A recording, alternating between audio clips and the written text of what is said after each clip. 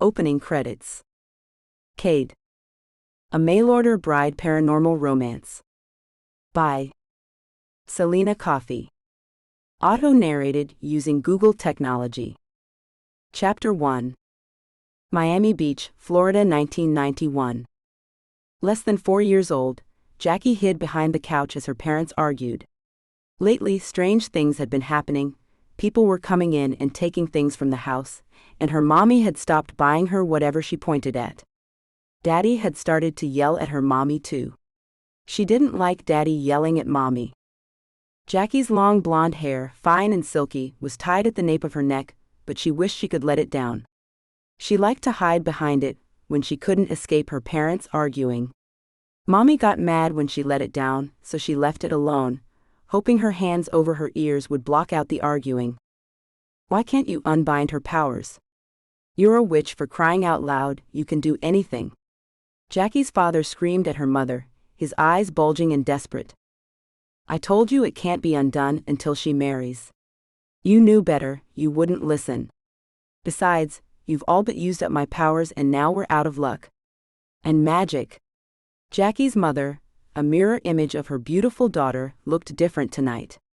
Her normally serene, unlined features looked older, harsher somehow. Well, something has to be done. It's all gone, all the money is gone. That's not my fault, Edmund. I told you not to go into cocaine. We had enough money, but oh no, you were too greedy to turn down an opportunity. Now look where we're at. You're lucky you didn't wind up in prison. Imagine, Tanya Evans brought down to a mobile home in a trailer park. It wasn't this bad when I was a stripper. We don't even have power now. The company pulled the meter off the wall. This is the everything you promised me, huh, Edmund? Jacqui didn't know what all of the words meant, but she knew her parents weren't happy anymore. Ever since the policeman took Daddy away that day over a year ago, things had gone downhill. When Daddy came back, things had changed. Her mother had become a woman of anger and tears, instead of the smiles and love she used to shower on her daughter. Jacqui had come to accept over time that Mommy and Daddy had changed, but she didn't know why. She couldn't figure out what she'd done wrong. She decided it was better to take a nap. Maybe things would be quiet after a nap, they sometimes were. The fight raged on and Jacqui woke up a few times, screams piercing her dreams, screams of anger, of pain. Shattering glass woke her at one point, but she simply rolled over, not wanting to look, to see what had happened. She just wanted to live in a world of quiet, with no shouting, where she had enough to eat and her dolls back. Maybe a puppy would be nice. With her tiny thumb between her lips, Jacqui settled back into sleep. The months passed and Daddy started to act strange, slurring his words and falling over a lot. Mommy yelled at him about getting a job, but he'd just keep drinking from his special glass, the one Jacqui wasn't allowed to touch. When Daddy left one night and didn't come back, Jacqui's mommy started leaving at night, locking her softly crying daughter in her bedroom as she went out in skimpy clothes. Jacqui heard the other women in the trailer park talking, and learned her mommy was a stripper. She didn't know what that meant, but she knew it mustn't be anything good, by the way the women sneered the word. Years passed and Jacqui became a young woman. She'd found out at 16 that her father killed himself when she was 6, jumping off a bridge into the ocean, never to be seen again. Life hadn't improved for young Jacqui. Her mother was a drug addict now, and Jacqui had to hide the money she made from her after-school job at a local restaurant. She worked hard, made good grades, but she had no plans to go to college, there just wasn't money for it, and her mom needed her. Jacqui loved her mother, but the years of hardship and neglect had taken their toll. When you knew almost every STD, drug and trick men expected from their prostitute by the time you were 18, your relationship with your mother was strained, to say the least. Jacqui's mother stole from her own daughter to buy the drugs she craved, and Jacqui paid the price, going hungry until she earned the money back at her job. Jacqui wasn't sure if she felt despair or grief more when her mother died. She just knew she felt numb. Numb but free. She also felt a lot of guilt. She hadn't been enough to save her mother. That was a heavy burden for an 18-year-old girl to carry around with her. Instead of going to her graduation ceremony, Jacqui attended her mother's funeral. There she met an elderly woman who changed her life. The woman was beautiful, even with a lined face and a rounded back. Time had stooped the woman, but her fire and will had not waned. Evelyn Sayers saved Jacqui from the same fate as her mother. She told Jacqui of how she'd saved Tanya from a life of stripping, and set her up with a fantastic life. She'd just let her heart rule her instead of her head. Evelyn taught Jacqui all she knew about men, about how to please them in every imaginable way, and about how to wrap them around her fingers. Jacqui had been appalled at first. Her mother had been a dirty prostitute, a drug-addicted hag. At the end, she didn't want the same life. Evelyn told Jacqui about her mother meeting a waiter at a restaurant one night and falling in love. Love had ruined Tanya. Jacqui swore she wasn't going to make the same mistake her mother made. She'd never love a man, not the way Tanya had loved Edmund. She escorted very rich men to parties, but she never slept with any of them. Known by many in her world as an ice queen, Jacqui could have made far more money if she'd given up her virginity, but she wouldn't allow herself to take that step. It might invite emotion in, and she could not allow herself to lose any control. She didn't want to end up like her mother.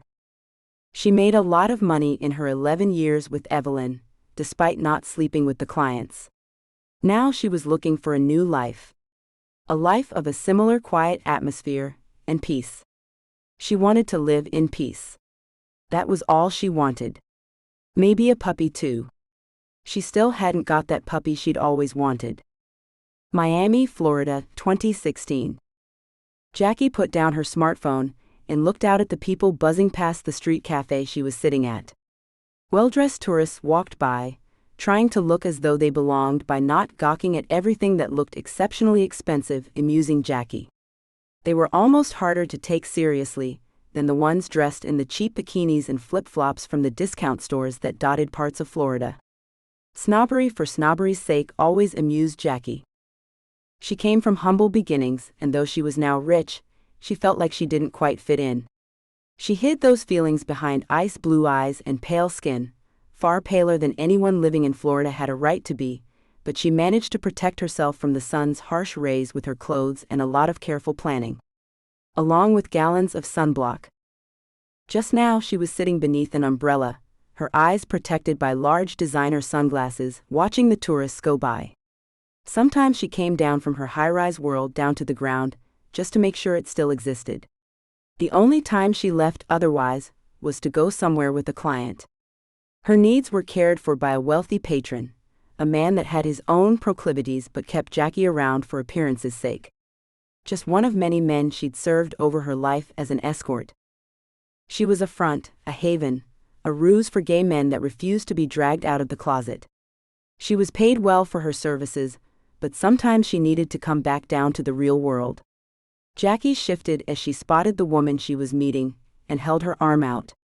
The woman saw her, and came to sit with Jacqui. "Good morning, my darling, how are you?"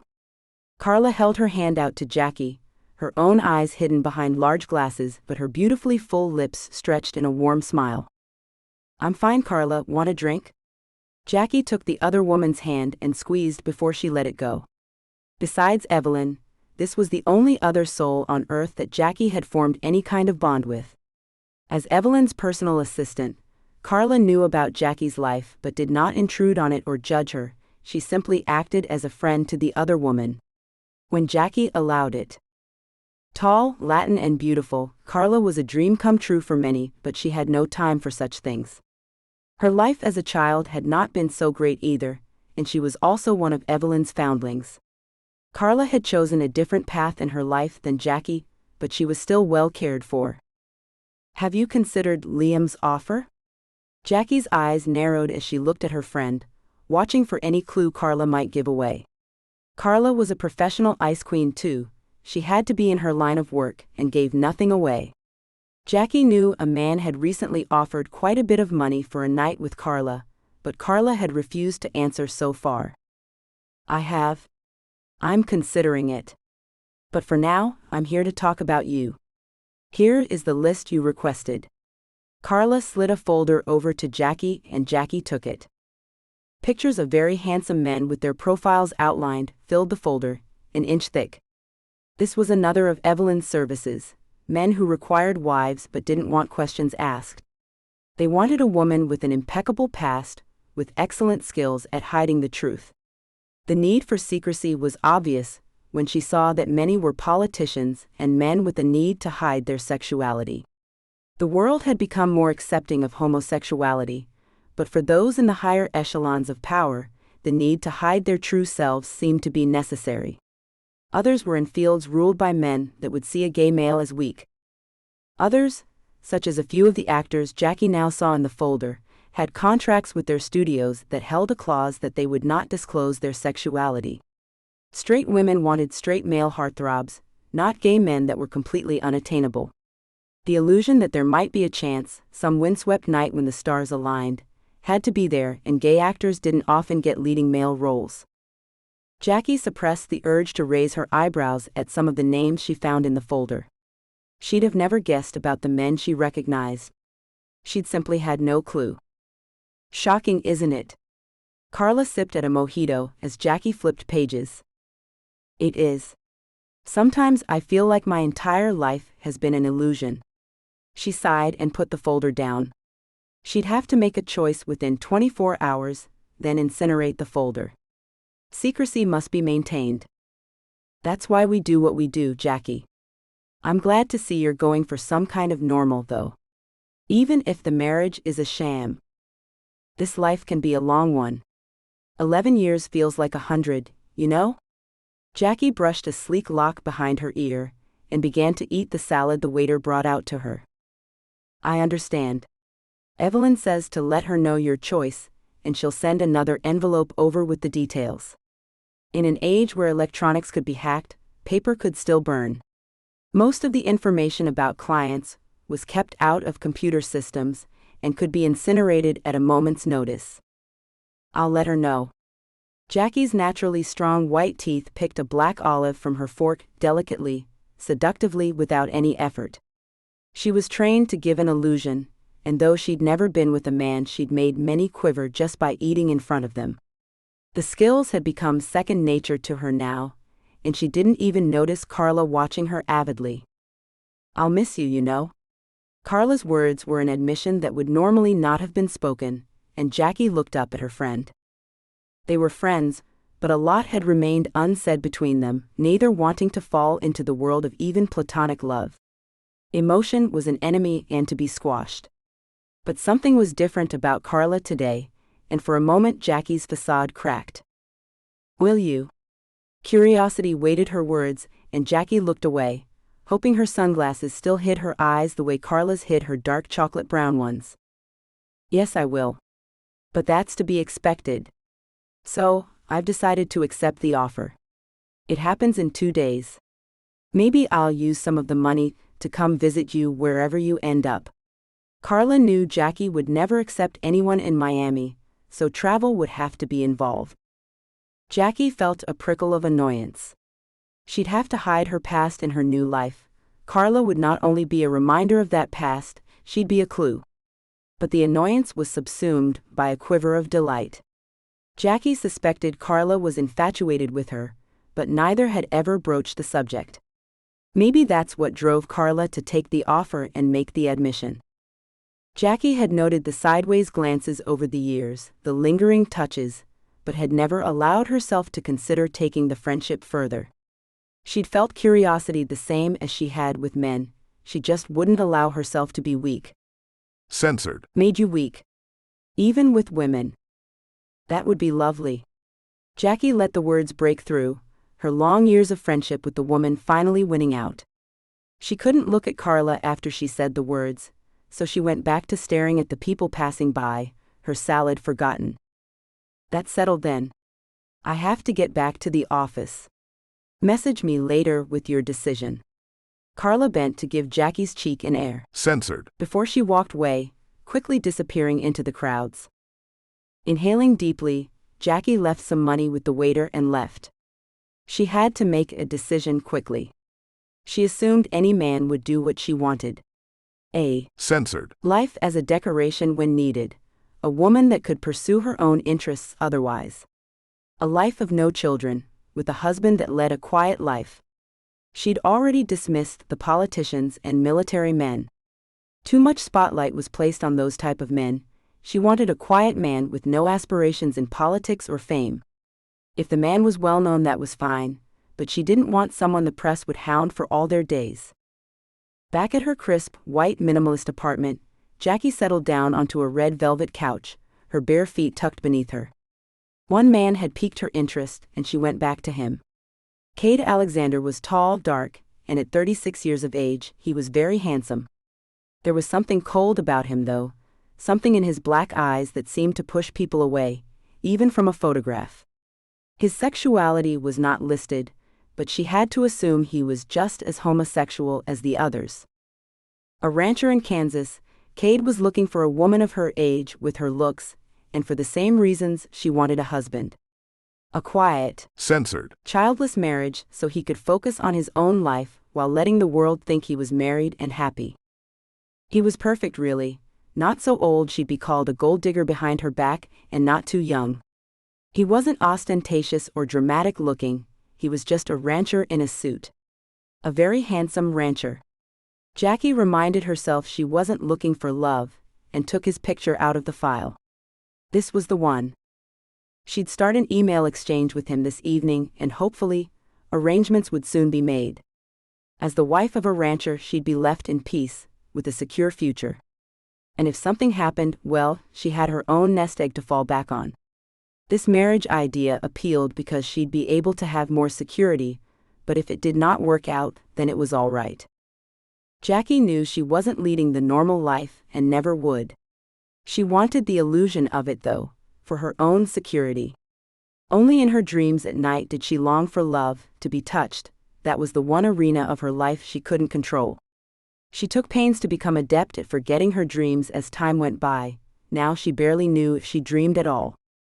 She'd worked to leave her past behind, to build a facade around herself that was next to impossible to crack. She hadn't cried since the day her mother died. She could laugh, but to feel genuine love, care, or heartbreak was not something she was willing to ever experience again. Jacqui wasn't a cruel person. She was just unyielding and determined to never feel what she'd felt her entire childhood ever again. Love made you weak, vulnerable, and a target. Jacqui knew she never wanted to experience any of that ever again. Her father had left her, her mother had left her, and she'd had no one else to turn to. Nobody but Evelyn, and from her Jacqui learned to make it in this world. She hadn't wanted fame or notoriety, she just wanted security. Evelyn had given that to her, and Jacqui knew that Cade would do the same by offering her the same as she offered him, an illusion for the world. Chapter 2. Jacqui heard her phone vibrating and picked it up, her heart tripping for a moment. It was Cade. He'd responded to her email quickly, and with interest. That was a good sign. Jacqui wasn't certain why her heart tripped, but she squashed the excitement. This was a business transaction like any other, she told herself. No need to go acting like a besotted teenager. No reason at all. She opened the email and found a cordial response, an introductory note more than anything. Hello, may I have your file, please? Jacqui sent the file as requested and waited. The file contained all of her information, her past, her present, everything from her bank account information to her underwear sizes.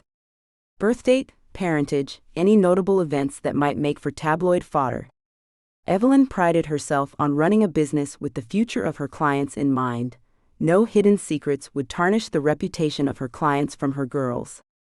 Her phone chirped again and she opened the email. I'll get back to you within 24 hours. Good evening. Jacqui raised her left eyebrow and looked down at the phone with detachment. He was very formal, but this was only their introduction. Besides, wasn't this what she wanted? Only the illusion of matrimony, without the caring and emotions part to make it all mucky? Jacqui put her phone down and pulled herself from the hot embrace of the bathtub, reaching for a plush towel to dry herself. Cade was exactly what she wanted, and she knew she could have him.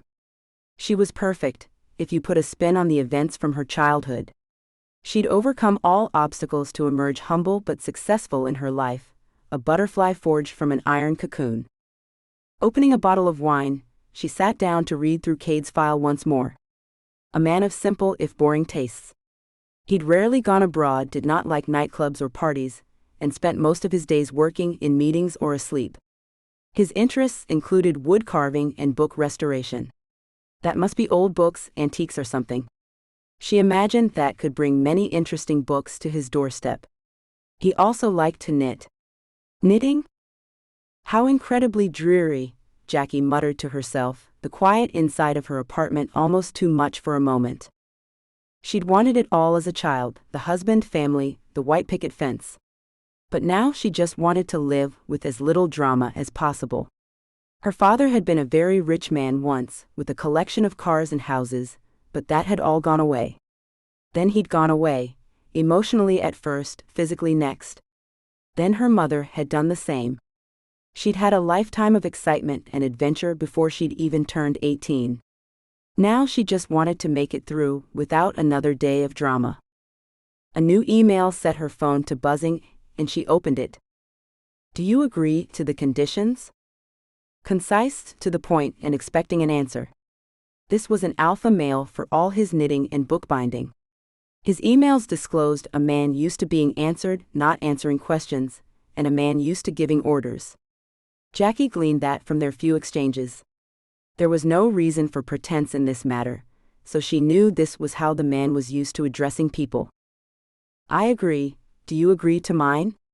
She sent the email quickly, wanting to ensure he'd read through her file properly.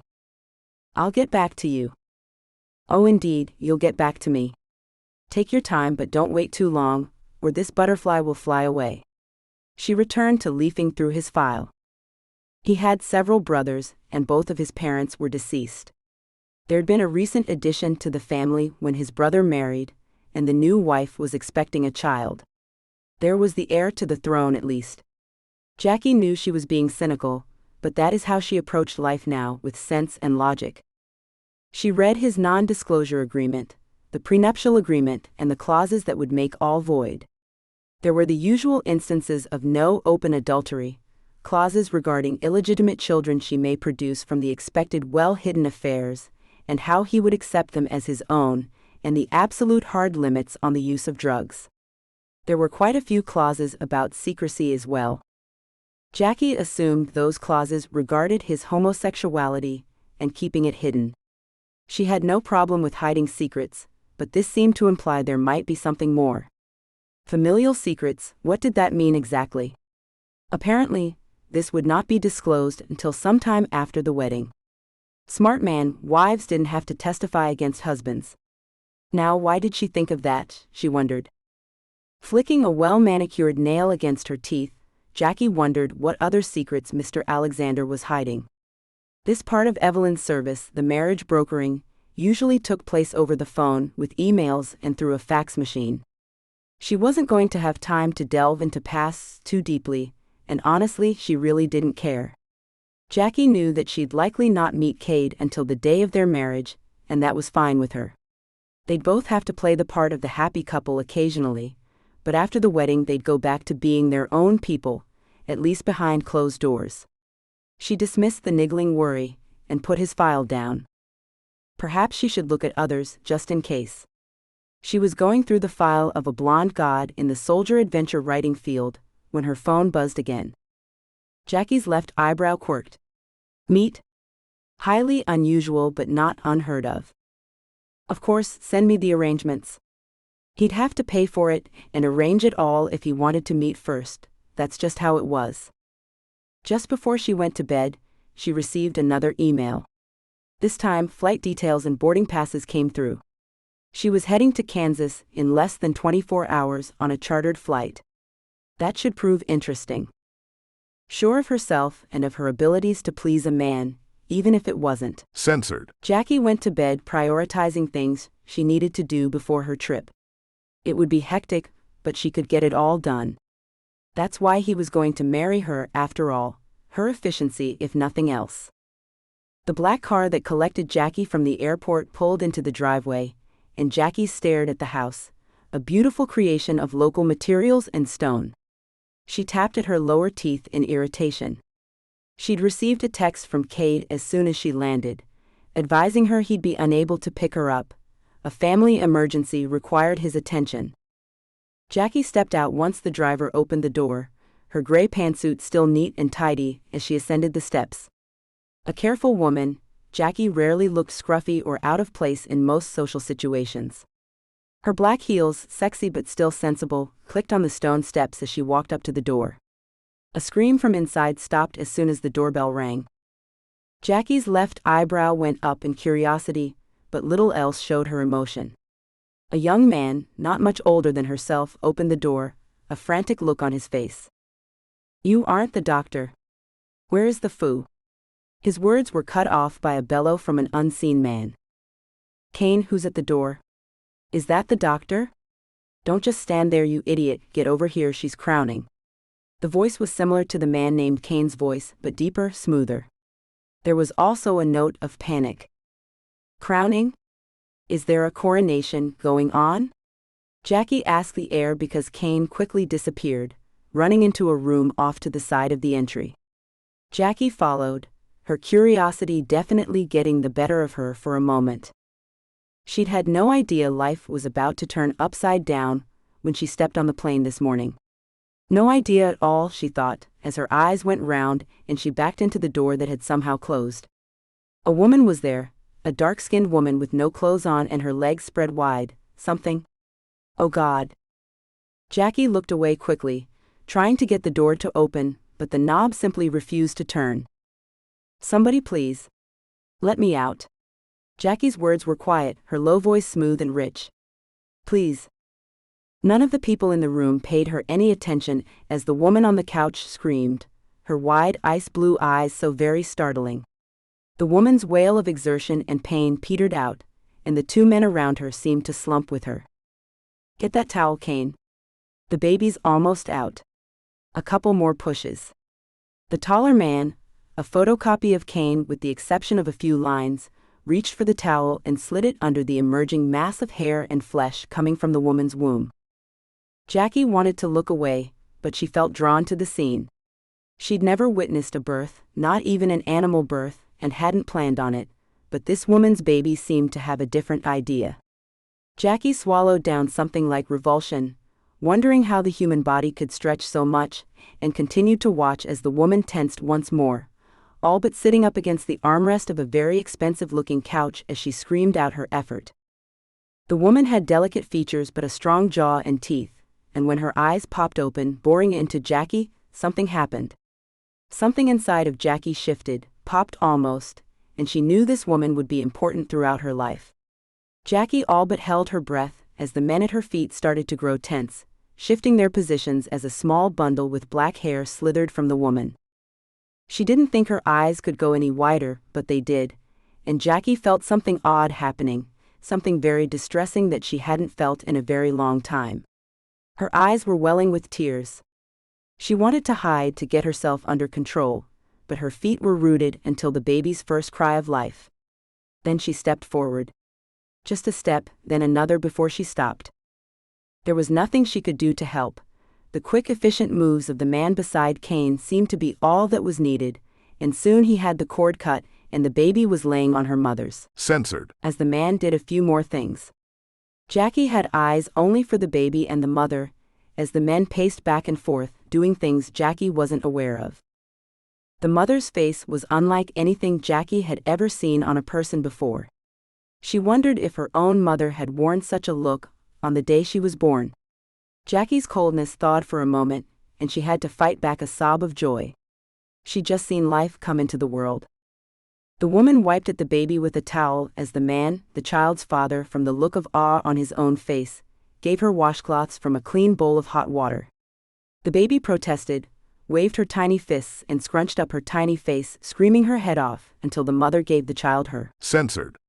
That soon quietened the baby down. Jacqui felt a smile tug at her lips and finally took a chair, unsure of what else to do. The woman had seen her, knew she was there. It might be rude to leave. How should one properly extricate themselves from a birth crashing? Jacqui contemplated the matter as the woman was cleaned up, a bucket of towels and other things taken away, and a large towel was placed under her bottom. Jacqui heard the man taking the bucket out growling about the lazy doctor, and how he was going to drill him a new one, and smiled. She sat back in the seat, letting the new family have their moment as the man brought out a mop and bucket, then took it all away. If this was Cade, he was very efficient, if very unobservant. He still hadn't noticed she was there.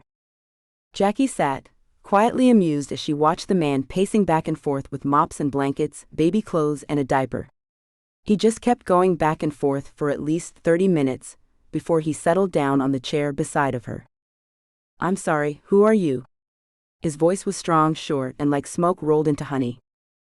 "I see that you're quite overwhelmed today. Perhaps today wasn't the right time for me to come. I'm Jacqui Evans." I held my hand out to the man with a cool smile. Oh my God. I must apologize." The man stood, running his hands through hair that was short on the bottom but just slightly longer on top, giving him an almost boyish air. He looked around and looked as though he was about to explode, when Jacqui stood with him and sat him back in the chair.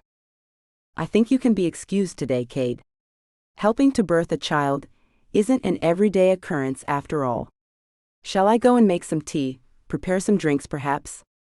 He looked at her with gratitude, and sat down in a chair while she prepared a drink for him and his brother.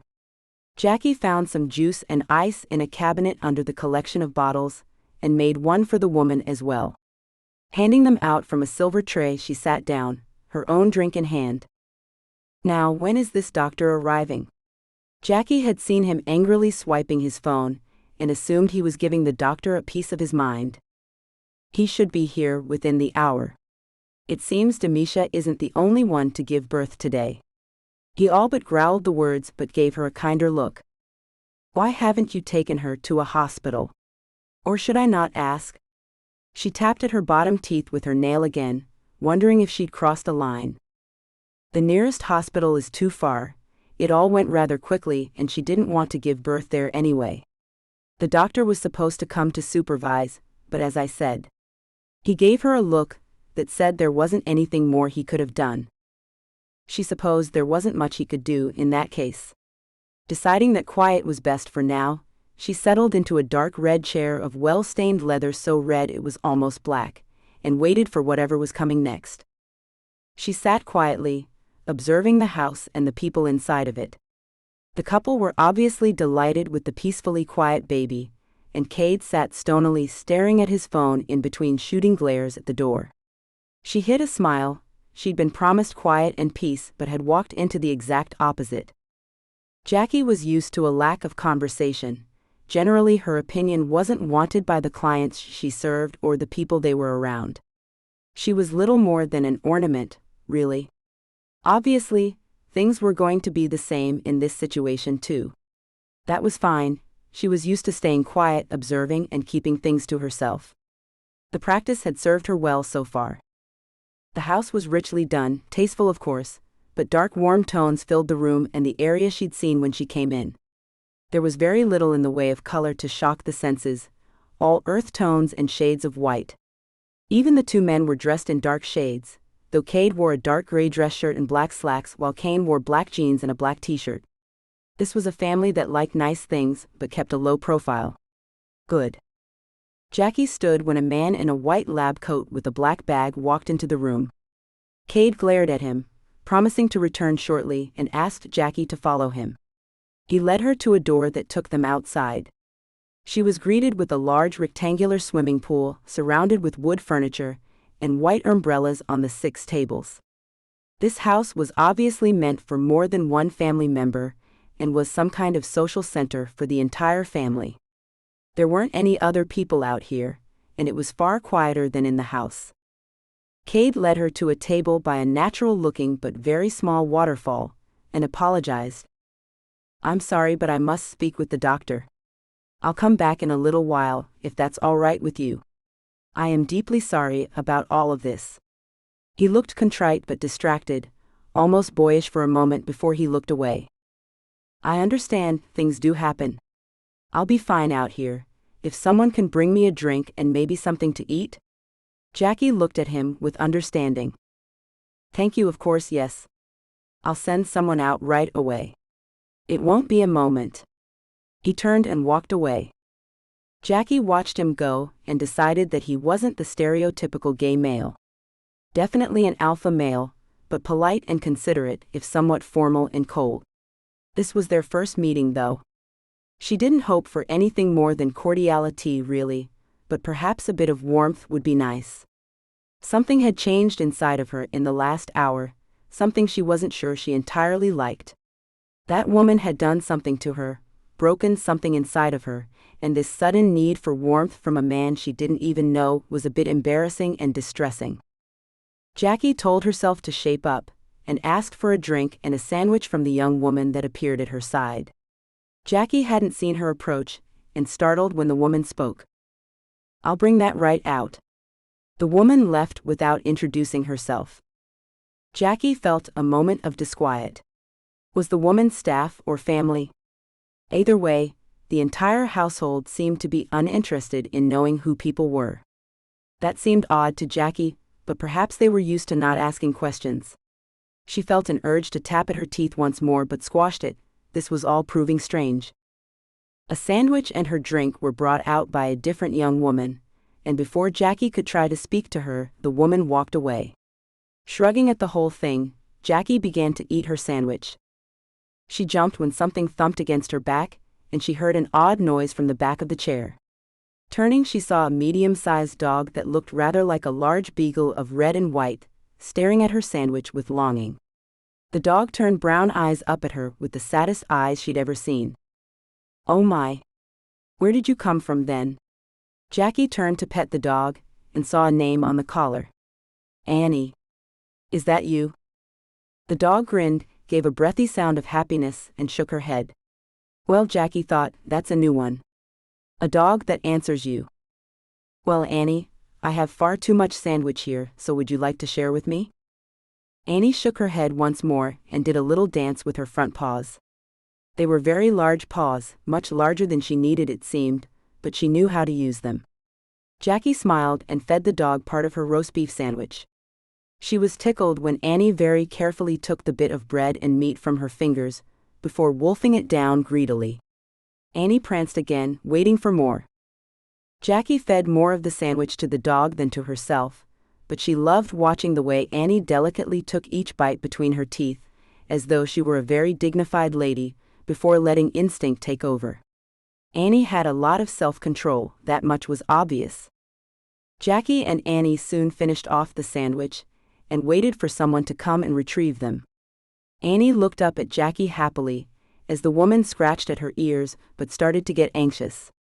She kept going to the glass-paneled door, and then back to Jacqui. At first she didn't make any noise, but then a loud whining noise, almost a piercing whistle, started. Jacqui didn't want to intrude on whatever was going on inside, but when Annie started to jump up at the handle, as if she knew how to open it, Jacqui decided it was time to find somebody. The dog obviously belonged here and knew her way around. She wanted something, so Jacqui let her in, following the dog as she sniffed at the air. Annie seemed to have caught the scent she was looking for, because her ears perked up, and she took off for the room Jacqui had left an hour ago.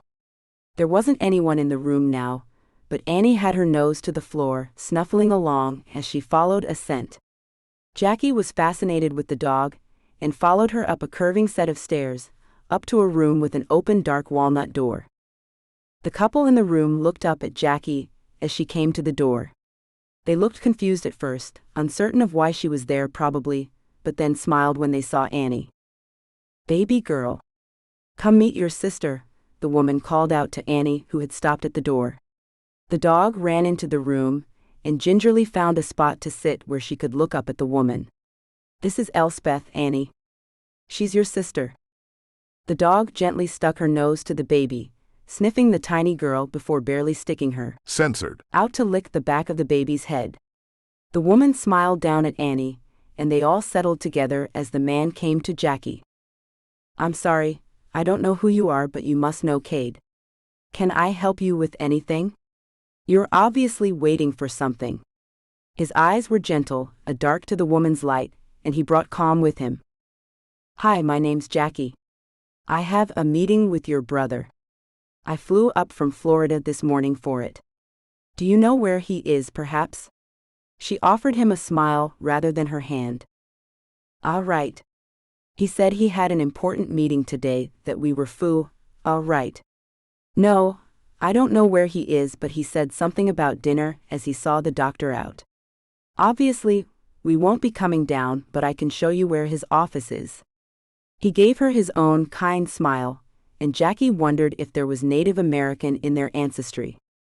Both men were dark, even their skin was a dark tan, and their eyes were unlike any brown she'd ever seen before. Cain was a gentler version of his brother, and he offered to take her elbow as they walked back down the stairs. She politely refused, her heels weren't that high after all, and followed him. "Congratulations, by the way. You must be very excited." Jacqui felt awkward in the quiet as they walked, and thought the baby might break the ice. "Oh yes, she's our first.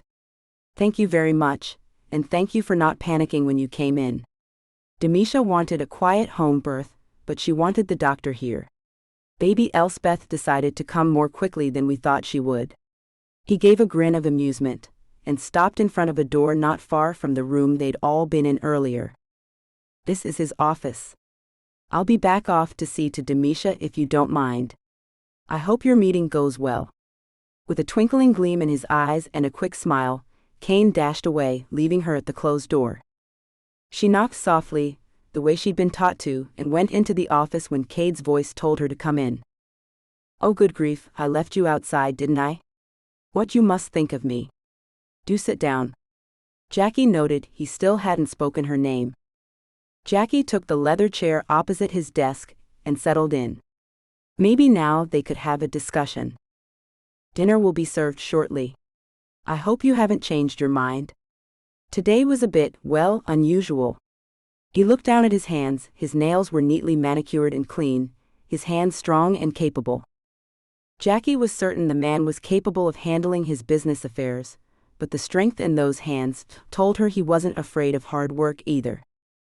"Do you help birth children often then? You seemed rather capable." She couldn't help her curiosity. Her control seemed to slip around him for some reason. "I do with the sheep and cattle we raise on the ranch, but not with human children usually. I was flying by the seat of my pants and with skills I learned from a vet." He looked a bit bashful for a moment. She could tell that he wasn't used to answering questions, but seemed open to giving her that opportunity. Perhaps because she was soon going to be his wife? It wasn't that important that she knew anything about him more than what she'd already learned, but it was nice to talk with him. "Well, you did an admirable job. If you'll show me to my room, I'll change for dinner." She fell back on formality, the moment of warmth almost frightening her. This wasn't going how she'd planned at all. "Of course. Follow me." He led her to a room on the bottom floor, and she was soon changed and ready for dinner. A long-sleeved black sweater, along with a pair of black slacks, were appropriate in the house. It was incredibly cold inside, even if it was warm outside of the walls and doors. She tied her hair in a knot on the back of her head and walked to the dining room Cade had shown her earlier.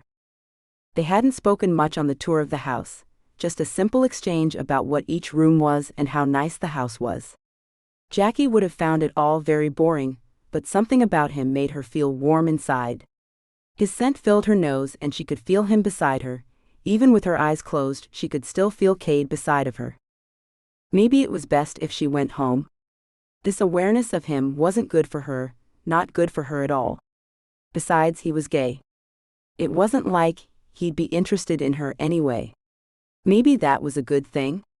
Maybe she could let her guard down, if only a little, with him. "Hello, Jacqui, thank you for joining me. It's just going to be us two this evening, so I thought we'd eat outside by the pool, if you don't mind."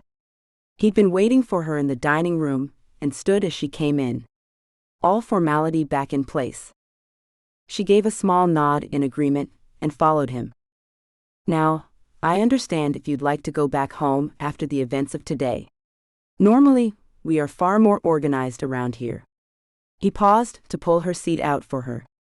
He sat in his own seat before speaking again. I would like it if you'd give us another chance, however. Of course. She gave him a small smile before looking down at the food. She wanted to distract herself. Several times today she'd felt a warmth towards him, a thawing of her cold shell, but now the wall was back up. His formality came with cordiality, but it brought her own walls back up. Thank you. Now, if you don't mind discussing things over dinner, I'd appreciate it. I have another meeting in an hour I need to be on time for. He didn't seem to notice that the words were just a bit rude, or how Jacqui stiffened. Not at all. Her words were stilted, and the beautiful dinner spread out before them seemed to lose its flavor as he spoke. The duck seemed cold and oily, the vegetables wilted and limp as she listened to him. I'd like to have the wedding here, if you don't mind. You'll be given an account to get whatever you need, and arrangements have been made with a wedding planner, so you won't need to worry over that. I know this is a formal arrangement, so I assumed you wouldn't be overly concerned with details. We'll leave it all up to the planner, shall we? He cut slices from his duck, eating just as delicately as Annie had earlier. He had beautiful table manners, but it was back to business, and that all but shut Jacqui's brain down. Of course, whatever you'd like. She let her walls grow just a little icier as she ate her dinner. This was what she'd chosen, after all. This is why she didn't allow herself to be weak. Those moments this afternoon made the whole dinner incredibly painful. With her walls in place, the pain soon disappeared. The dessert, a rather grand tiramisu when it first appeared, seemed soggy and tasteless when she started to eat it. She wouldn't make the same mistake twice. From now on she was the ice queen, no matter how tempting Cade Alexander might be. Chapter 3. Cade. A week later, Cade lounged in a hot tub, preparing for another dinner with Jacqui that evening. His family was shocked about the woman's role in his life, of course, but knew better than to question his decision. He and Jacqui had prepared a story about meeting a few months earlier when he'd visited Florida. None of his family would question the falsehood. Cade was the head of the family, head of the clan, and his word was law. He'd thought a long time before seeking out a mail-order bride. The term was old-fashioned, he knew, but that's what she was really. He'd put in a request with a business he knew of, and they'd sent him an ice queen, just what he'd ordered. She'd seemed to thaw a few times, but her shields had gone right back up.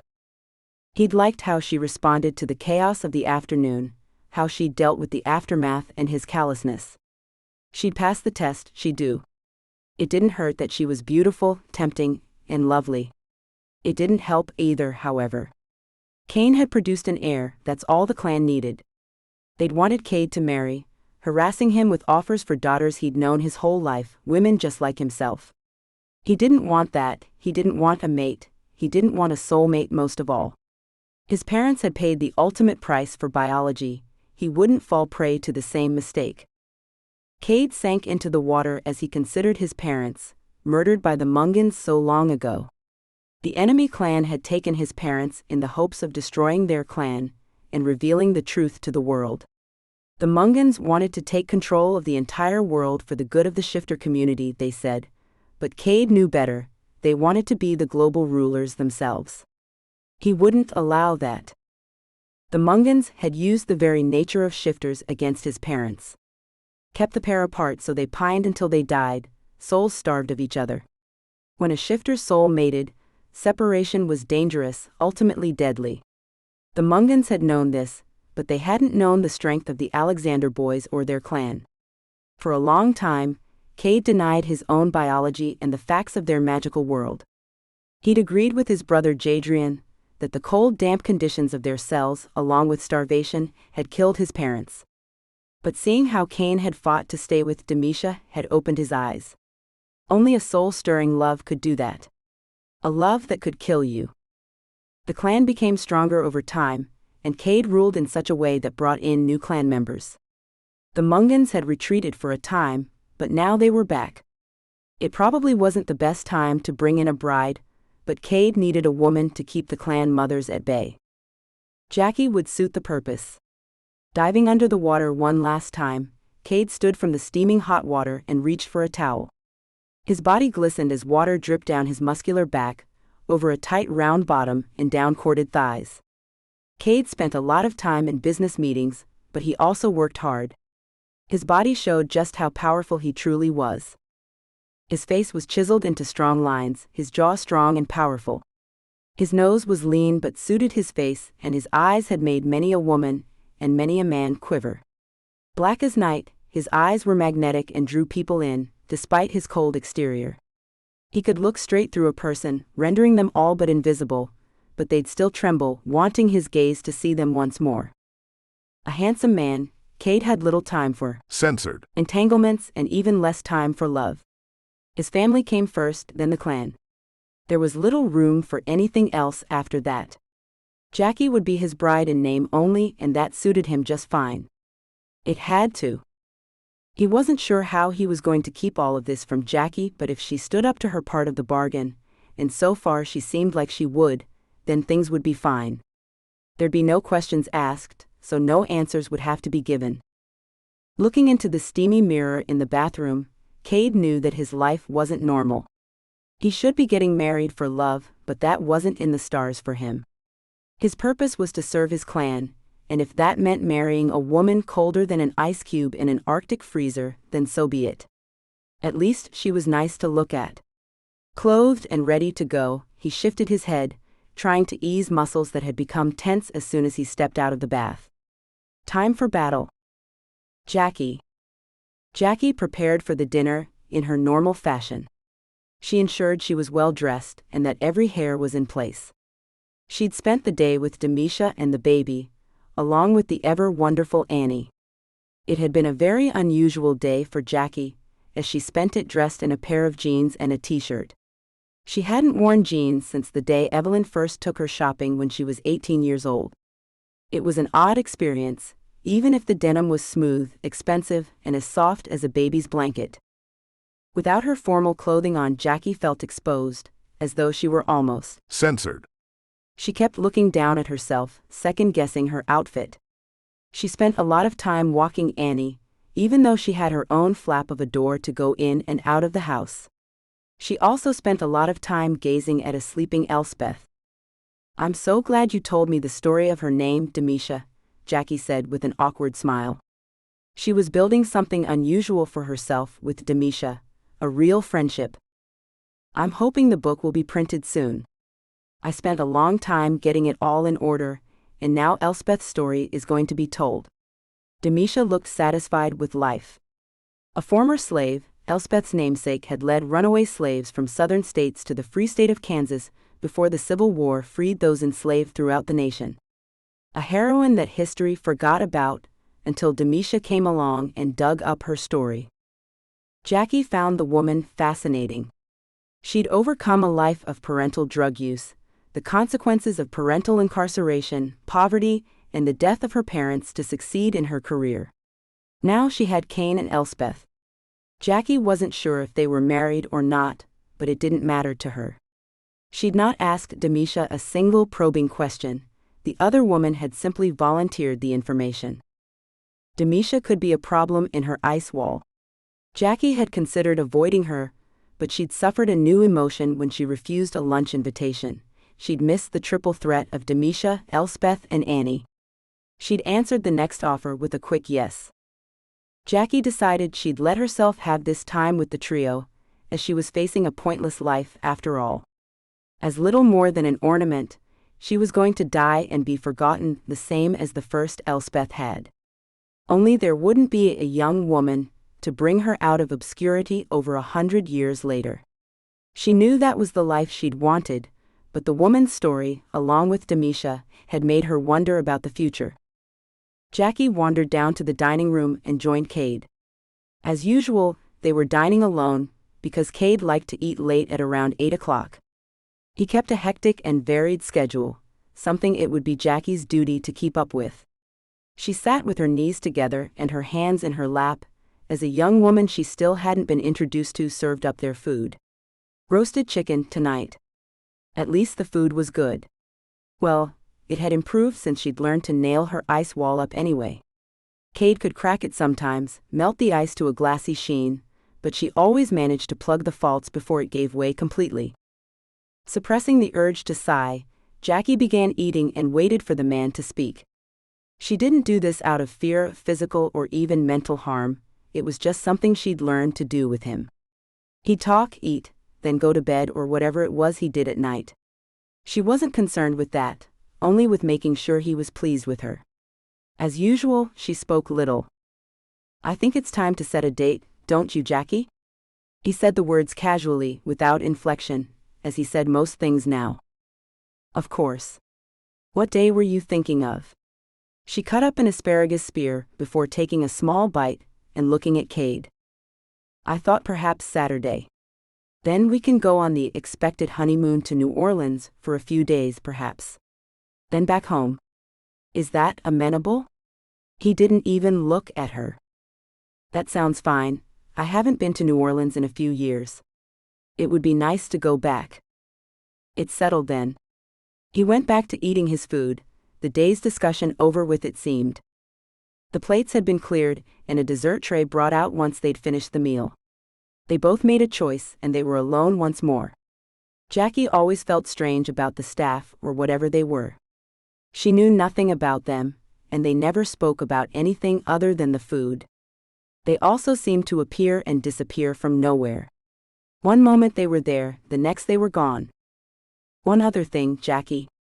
Kane says you spend quite a bit of your day with Demisha and the baby." "That's fine, no, don't worry." She'd been on the verge of saying she'd stop immediately if it was a problem, but he stopped her. "No, I just wanted to tell you that if you'd like to sometime in the future, we can adopt a child. If you'd like to.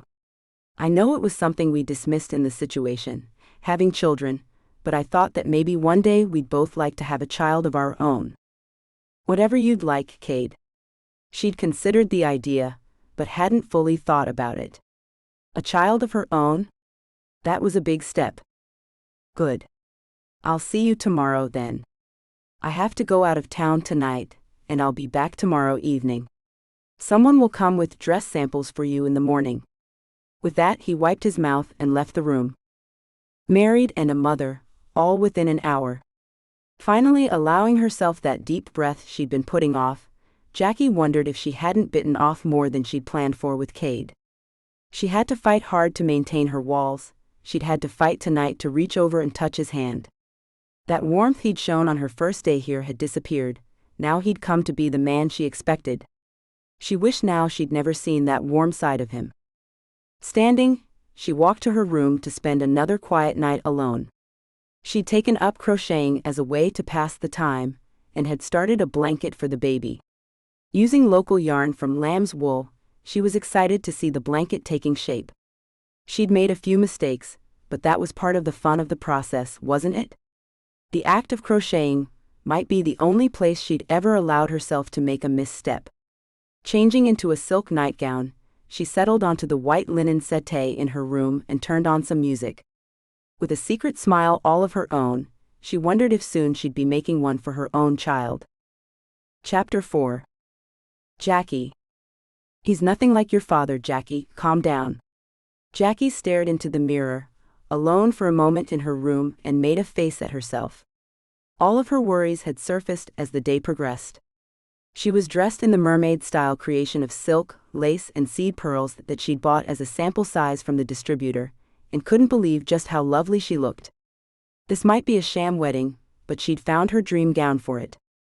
She hadn't thought it mattered, but when she'd seen the dress, she knew it was the one. Sexy but tasteful, demure but provocative, it was everything she wanted in a wedding gown. None of them had to know the virginal white was suitable to her status. Now she just had to calm her head and her stomach down. Doubts had started as soon as she woke up. As the hairdresser spun her hair into a transfixing plethora of braids she knew would probably take her hours to undo, she told herself Cade wasn't a criminal. Unlike her father. As Demisha helped her to slip the gown over some very expensive lingerie, she told herself Cade wasn't a cheat. Unlike her father. As she took one final moment to look herself over, her makeup artist sweeping one last bit of blush across her cheeks, she told herself that Cade might be cold but he was honest. Unlike her father. With shaking hands, she took her bridal bouquet from Demisha and walked down the stairs. A team of photographers took pictures of her as she trailed down, the popping flashes of the cameras making her dizzy for a moment. She stared into the cameras, her eyes round and wide, a pose that to her screamed of her fear but to others showed only innocence and curiosity. Some would even later say how hopeful she looked. Jacqui knew it was fear that told her she was wrong, and Cade was just like her father. Demisha held the train of the gown as she walked out to the bower prepared for the nuptials, and Jacqui told herself that Cade might be many things, but weak and conceited weren't one of them. Finally she stood before him, their hands joined, and she knew that this man might be the alpha male type and that he'd always want his way, but he wasn't her father. He was nothing like her father, and could never be anything like him. Cade would never leave her to fend for herself. He'd never leave her in poverty with her only caretaker, a drug-addicted woman sinking into her own despair. He might not be her lover or her best friend, but he would be a great husband. She'd already signed the papers to prove it. The rest of the actual wedding blurred past. Jacqui said the words required, and looked ecstatic to be wedding Cade. All she could see was his eyes. For the first time since the day she'd met him, his eyes held warmth. Even curiosity. The only people present were his family, mainly his brother and Demisha, and a few people she didn't know but assumed were important. There'd been nobody she wanted to invite. Evelyn and Carla couldn't come on such short notice, and she had no family that she knew of. A small reception was going to be held briefly, and an hour later they were heading to the airport to take a private jet to New Orleans.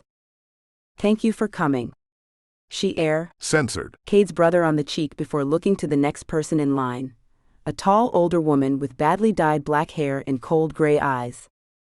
"I know what you are," the woman said with acid in her voice before turning away.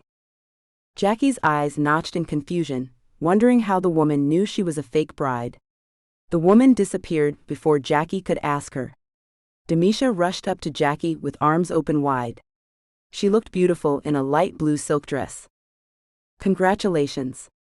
Demisha hugged Jacqui close, an unexpected touch that Jacqui would normally have pulled away from, but she couldn't disappoint the woman.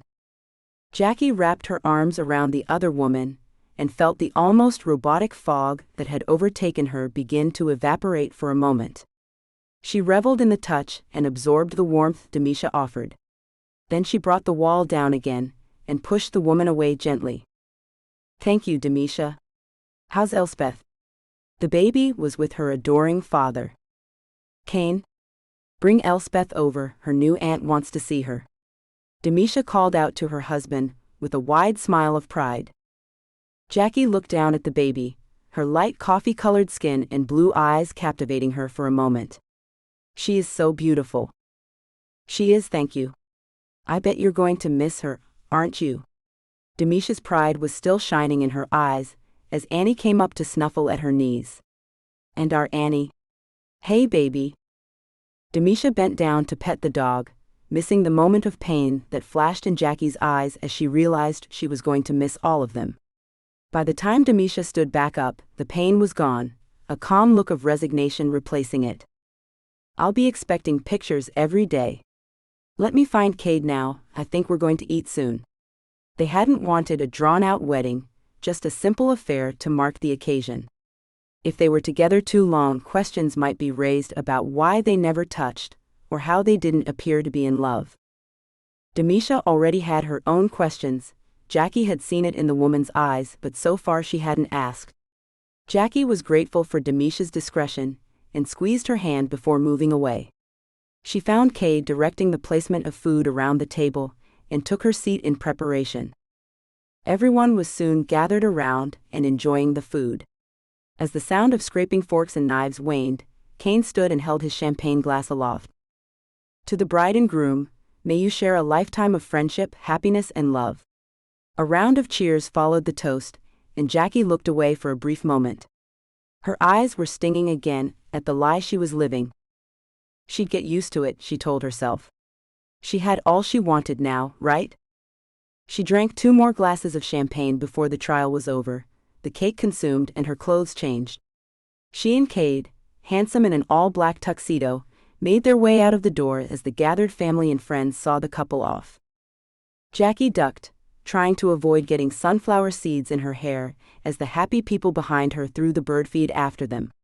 She wondered in a detached way if any of the seeds would sprout later. "Let me help you in." Cade took her hand and guided her, her tight white dress a little unbending as she tried to get into the long black car waiting for them. "You looked lovely today." He slid in beside her and failed to see her look of shock at his words. "Quite a lovely day, I must say, thank you." He flicked a button, letting the driver know they were ready, and the car took off, speeding to the airport. You looked very nice yourself. Thank you for today." She sat stiffly beside him, not close enough to touch at all. Her hands rested in her lap, the picture of demure womanhood he'd wanted. Her hair was still in a multitude of plaits, but it suited her. She'd take it all down later when he wasn't watching. The driver took the bend out of their driveway rather sharply, and Jacqui instantly felt the result of 3 glasses of champagne as she failed to react quickly. She landed in Cade's lap and his eyes caught hers.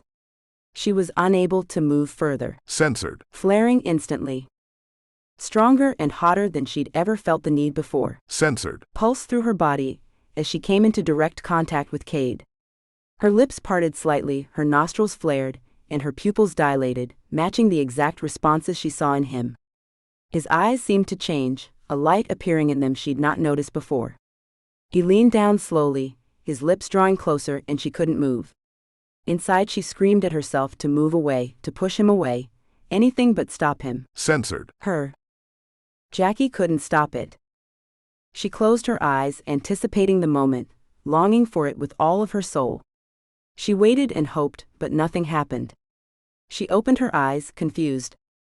Cade was still staring down at her, but something else appeared in his eyes. Shock, maybe? Horror? He pushed her away, and she moved to her window, settling into the seat as her cheeks flamed. She'd revealed herself to him. And he'd rejected her. Shame filled her, and she stared out of the window. He was gay, what had she been thinking? She felt shame at her moment of obvious. Censored. What he must think of her. Okay, so he'd seemed to reciprocate for a moment, that didn't mean anything really. It could have just been curiosity. "We'll be at the airport soon enough. You can nap if you'd like, there's a bed on board, or have a shower. The flight shouldn't take too long." His voice was strained, but she didn't look at him. She didn't want to reveal any more secrets to him today, not if she could help it.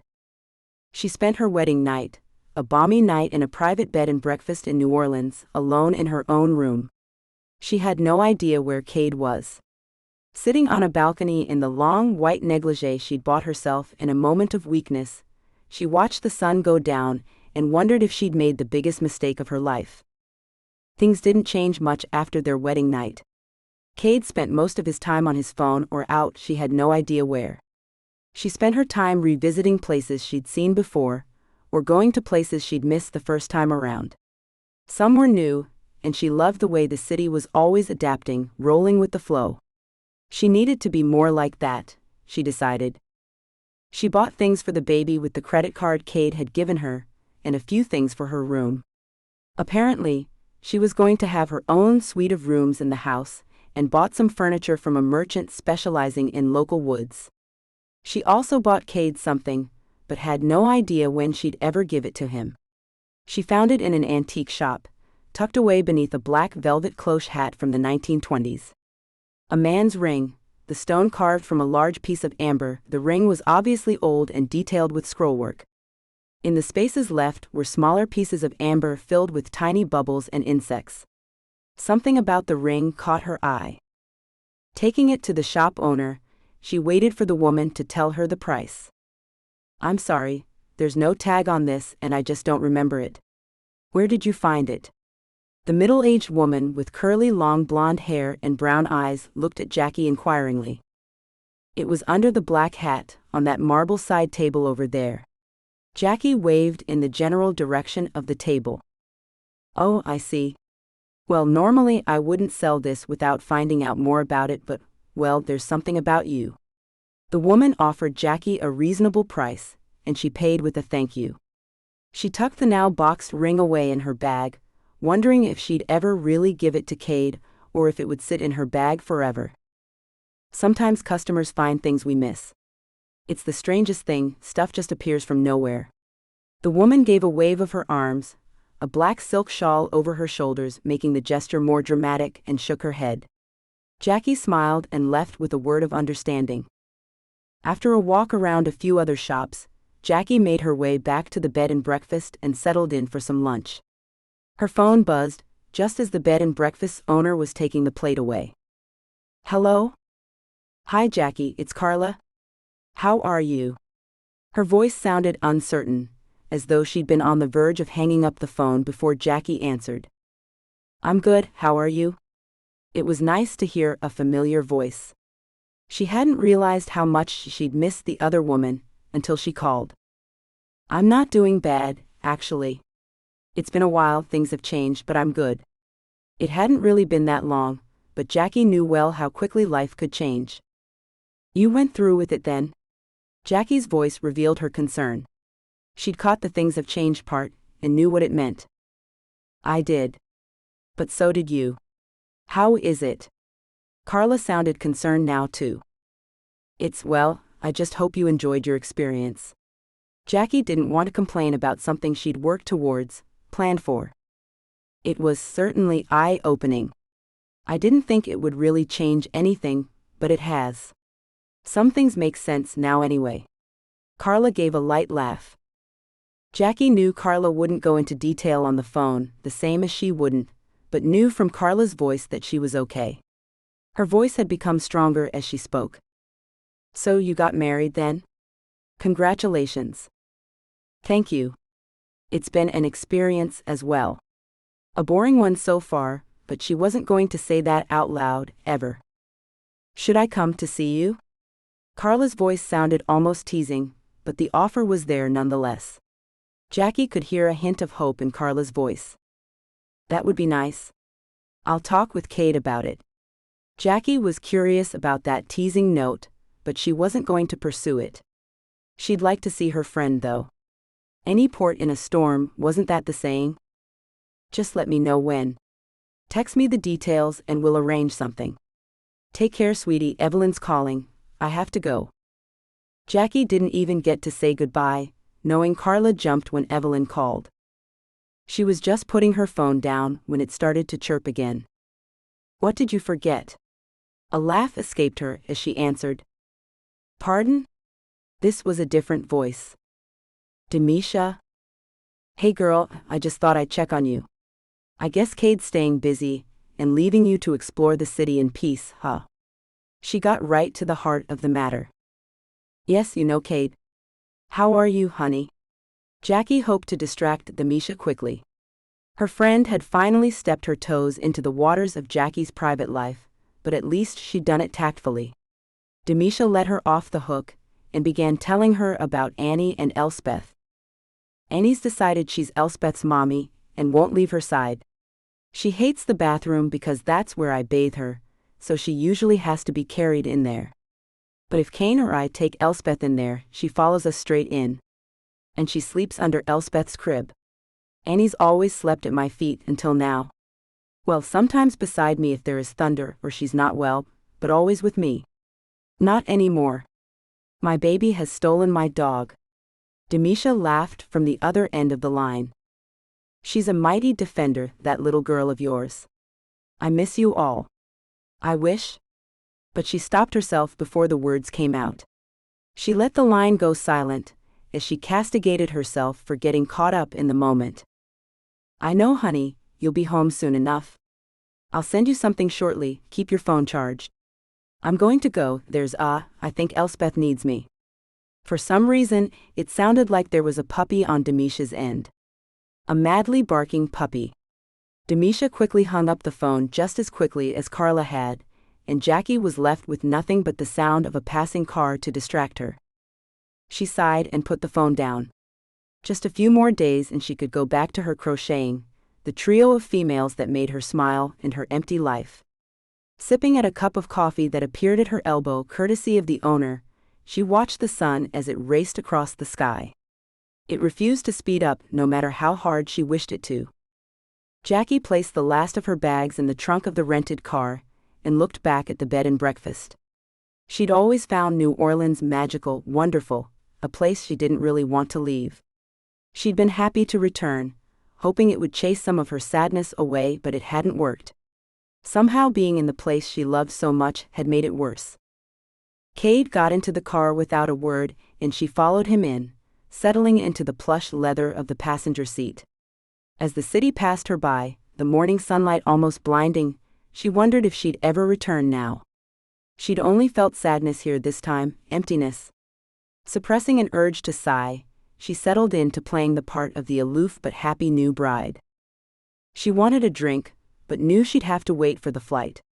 Jacqui looked out of the window as the streets passed them by, wondering why her purse felt so heavy. Looking inside of it, she found a bottle of her favorite rum, the rum she drank when she was alone. How did that get in there? Maybe the bed and breakfast owner had slipped it in before she left. She'd had enough of it from the woman's bar after all. Making a mental note to send the woman a thank you card, she settled back into her seat. Maybe she'd have a bit on the plane. I really don't know what else to do to fill my days. I think if I make Elspeth one more blanket, you'll start to think I'm out to kidnap her. 2 weeks later, Jacqui was going stir-crazy. Cade had done his best to avoid her, ever since they'd made it back to Kansas. She tried to join women's groups in town, but there weren't any, and the women she'd met so far were all cold and aloof, much like herself. Jacqui wasn't necessarily looking for tight bonds, but she'd hoped to build some kind of working relationship with the community, to become a part of it and be an asset for her husband. Nothing like that existed out here. She was having to come to terms with so much so quickly that her head was spinning. "Are you sleeping better?" Demisha asked the question in an offhand manner as she handed Elspeth over to her new aunt. Heading over to her own kitchen sink, she started to wash vegetables for a salad she was making. "Oh. Well. Not really." Jacqui had experienced days of nightmares when she first got back, the memory of the night her parents argued plaguing her mind. The dream replayed night after night, but she could never make out what they were saying. It sounded as though she were underwater, and people above the water were screaming down at her. In a moment of weakness, a moment that saw Jacqui falling asleep on Demisha's couch, Jacqui had confided her lack of sleep to Demisha. Now the dreams had shifted, from memories to things that could be if the world was a different place. A very hot place filled with beds and black lace. Jacqui felt her temperature rising as the dream came back to her. The dream she'd had last night about Cade coming into her room and waking her, telling her he couldn't control himself anymore and that he needed her. Unlike reality, Jacqui hadn't pushed him away, but drew him to her, begging for his touch. In her dreams, she was unrestrained, abandoned and demanding. She wished real life could be that way. Jacqui realized she'd come to be a totally different person from the cold woman who'd stepped off a plane not that long ago. Something about witnessing Elspeth's birth, her connection with Demisha and the marriage had changed her. Taking the glass of wine that appeared at the side of her hand, thanking Demisha quietly for the glass, she sipped and wondered why she'd changed. All right, the things that had happened were pretty impressive, but were they enough to make her go from a stone to a melting puddle of easily liquefied aluminum? Apparently so. Not really, huh? What's keeping you up? Demisha had the salad ready, and had chicken Censored. grilling in a cooker. She still wasn't looking at Jacqui. Jacqui felt a little less defensive when Demisha wasn't looking at her, and sighed. Rocking the baby in her arms, she wondered if this little girl had more to do with her present fluctuating state. Looking at the baby closer, Jacqui realized she felt much heavier than yesterday, and looked bigger too. Has she grown? Jacqui's brow was crinkled down, and she didn't catch Demisha's panicked look. Demisha quickly picked the now sleeping baby from Jacqui's arms and carried her away, presumably to a crib or bassinet in the other room. Jacqui shrugged and picked up her phone, wishing she could text Carla. Or Cade. Those dreams were really doing a number on her self-control. She'd caught herself staring at his name in her contact list several times, on the verge of calling him. He hadn't changed though, there'd been no thawing whatsoever. She hadn't even seen him really since they got back, only in passing or at dinner, when he was totally silent. Girl, you can't keep doing all that sighing. You're starting to bring me down, and I have a wedding to plan. Demisha came in, casting a castigating look at Jacqui. She turned the chicken. Censored. And Jacqui stared at her back, a little shocked. You're going to get married now? Why bother, Elspeth's already here.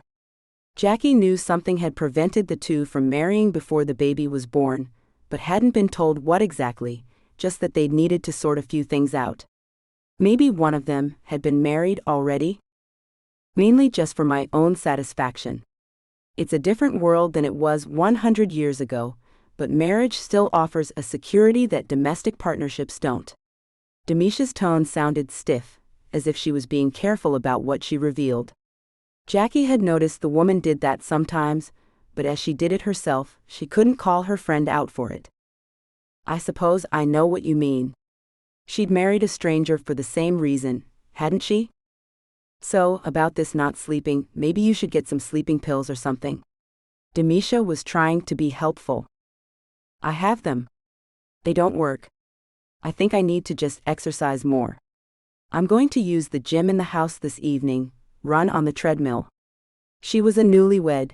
Demisha was bound to wonder why she wasn't getting enough exercise, but she knew the other woman was too tactful to ask. That sounds like a plan. And no caffeine before bed. Demisha brought their food over to the table Jacqui had moved to, while Demisha put the baby down and smiled at her friend. Then we can talk about wedding stuff. Jacqui tried to smile, but knew it was a poor attempt. She was having so many conflicting emotions, she just couldn't muster the smile. She bit into her food, repressing another sigh. Maybe it was time to try to resurrect those walls again, she considered, as she bit into the grilled chicken salad. It just seemed impossible to do around Demisha. Later in her bedroom, Jacqui started to really wonder about her decision, and knew that somehow a part of Cade's life had escaped notice from the private investigator Evelyn used to inspect the client's life. She was in her room when a noise outside drew her attention. Normally cars were quiet, unassuming, and the kind that didn't draw attention. But as she sat reading a book, a loud but low rumbling came through the thick walls and intruded on the quiet she'd drawn around her like a blanket. Getting up from the sofa, she went to the window to see a long line of motorcycles filling the driveway. There must have been over 80 of them out there. Stunned, Jacqui stood at the window and watched as one of the men got off of his bike and came to the door. A dark-haired man dressed in the typical black leather pounded on the door and adjusted his privates, swiping a hand across his nose before jiggling the brass doorknob. Jacqui felt a sneer form on her face as she looked down at the man. He wasn't handsome, far from it, and he looked like he needed a wash. She wanted to move away, but she knew something was about to happen. Why else would so many people be with him? Cade soon exited through the front door. His much taller stature and broader shoulders must have intimidated the other man, because Snotty took a step down from the steps and went back to his bike. Cade looked down at the assembled people and spoke. Jacqui couldn't hear what he said because his back was facing her, but she could read the other man's response. She'd learned to read lips as part of her training as a very special kind of escort, and used the skill now. We ask for sanctuary, Cade. The Flebos are working with the Mungans, and their war is spreading. We don't want any part of it. We like secrets hidden away just where they are, much like you and your clan. We'd like to seek shelter with you. The Mungans came and demanded we pay tribute, and join them. We left and came here. The man, whose face was covered in facial hair, was hard to understand, but Jacqui caught the gist of most of it through the closed window. She didn't see Cade's response, but saw his shoulders tense and felt confusion as he shook his head no. The bikers with the man didn't look any more sophisticated than he did, but they were asking for shelter. She couldn't believe he'd turn them away like that. Whatever this war was, they needed refuge. But what if it's drugs? Maybe they're trying to draw Cade and his family into some kind of drug war? Jacqui tapped at her teeth with her thumbnail, anxious about the whole situation. What do you mean we've been killing your sheep? We haven't killed anything, we only just arrived today." The shorter man stared up at Cade with anger and shock, his already tense body now straining towards Cade. "I think you ought to reconsider who you're turning down, Alexander." The man's words made Cade stiffen this time, but he held his ground. Jacqui knew that ultimately, Cade would make the right decision. He might be cold, unapproachable, and hard, but everything he did was for his family. If he was turning these people down, it was for good.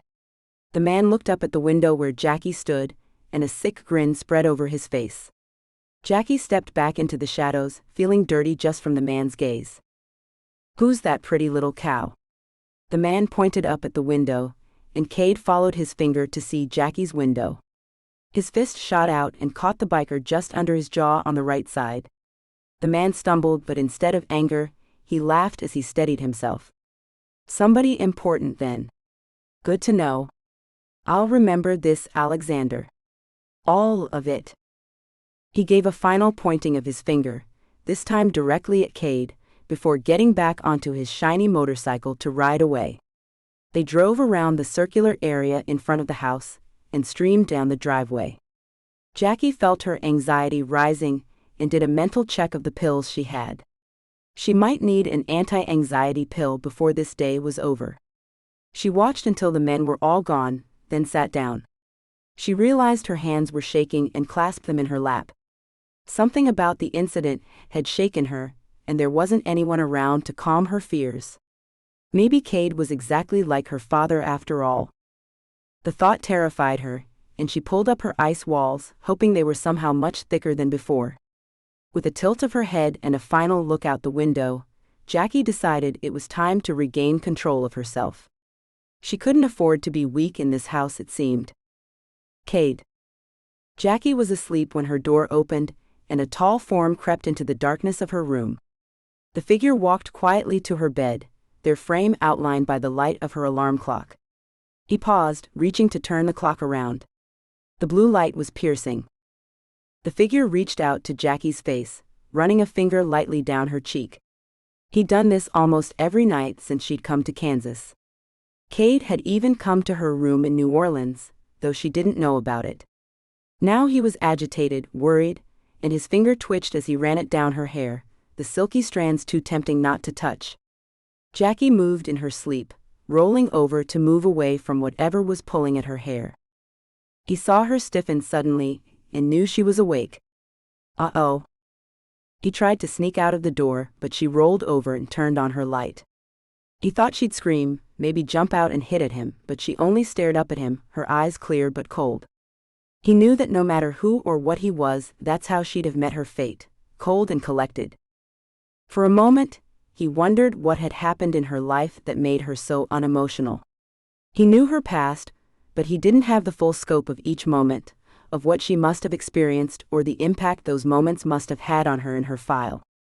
Evelyn had provided the major events of Jacqui's life, but that didn't tell him how her parents treated her, whether she was bullied at school, whether she was reclusive, ebullient, or just what most would call normal.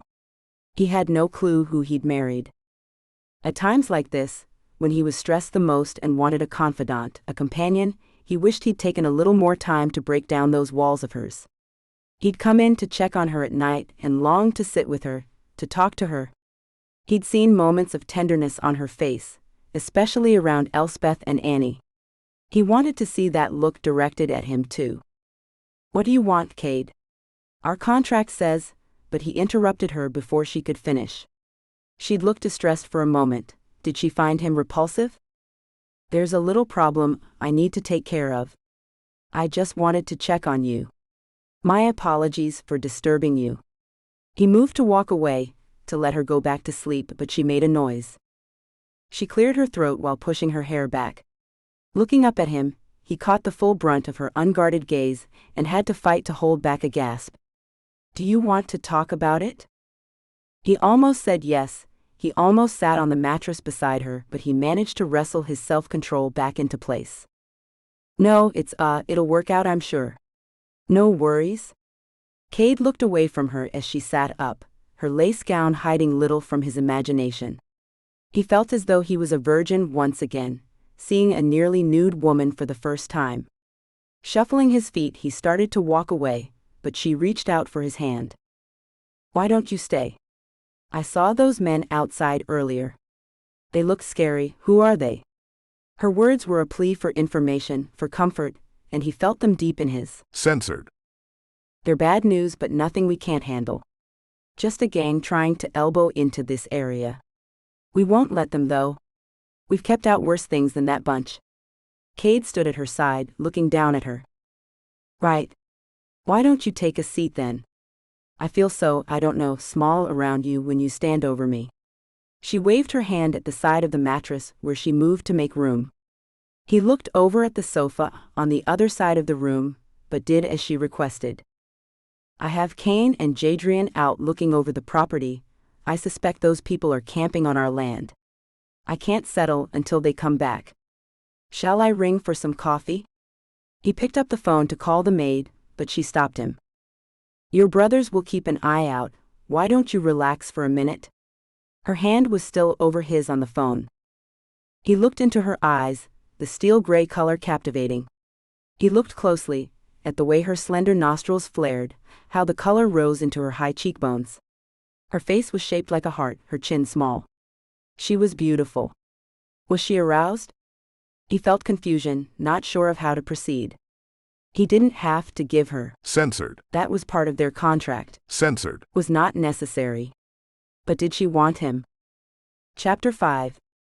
Jacqui. Jacqui stared into Cade's black eyes, the eyes she found almost disconcerting because they seemed to lack a pupil. She didn't know such eyes existed, but she knew they were real. All three of the brothers had black eyes, all of them except the one that was adopted. She saw the tan skin of his face flush a red color as she stared at him.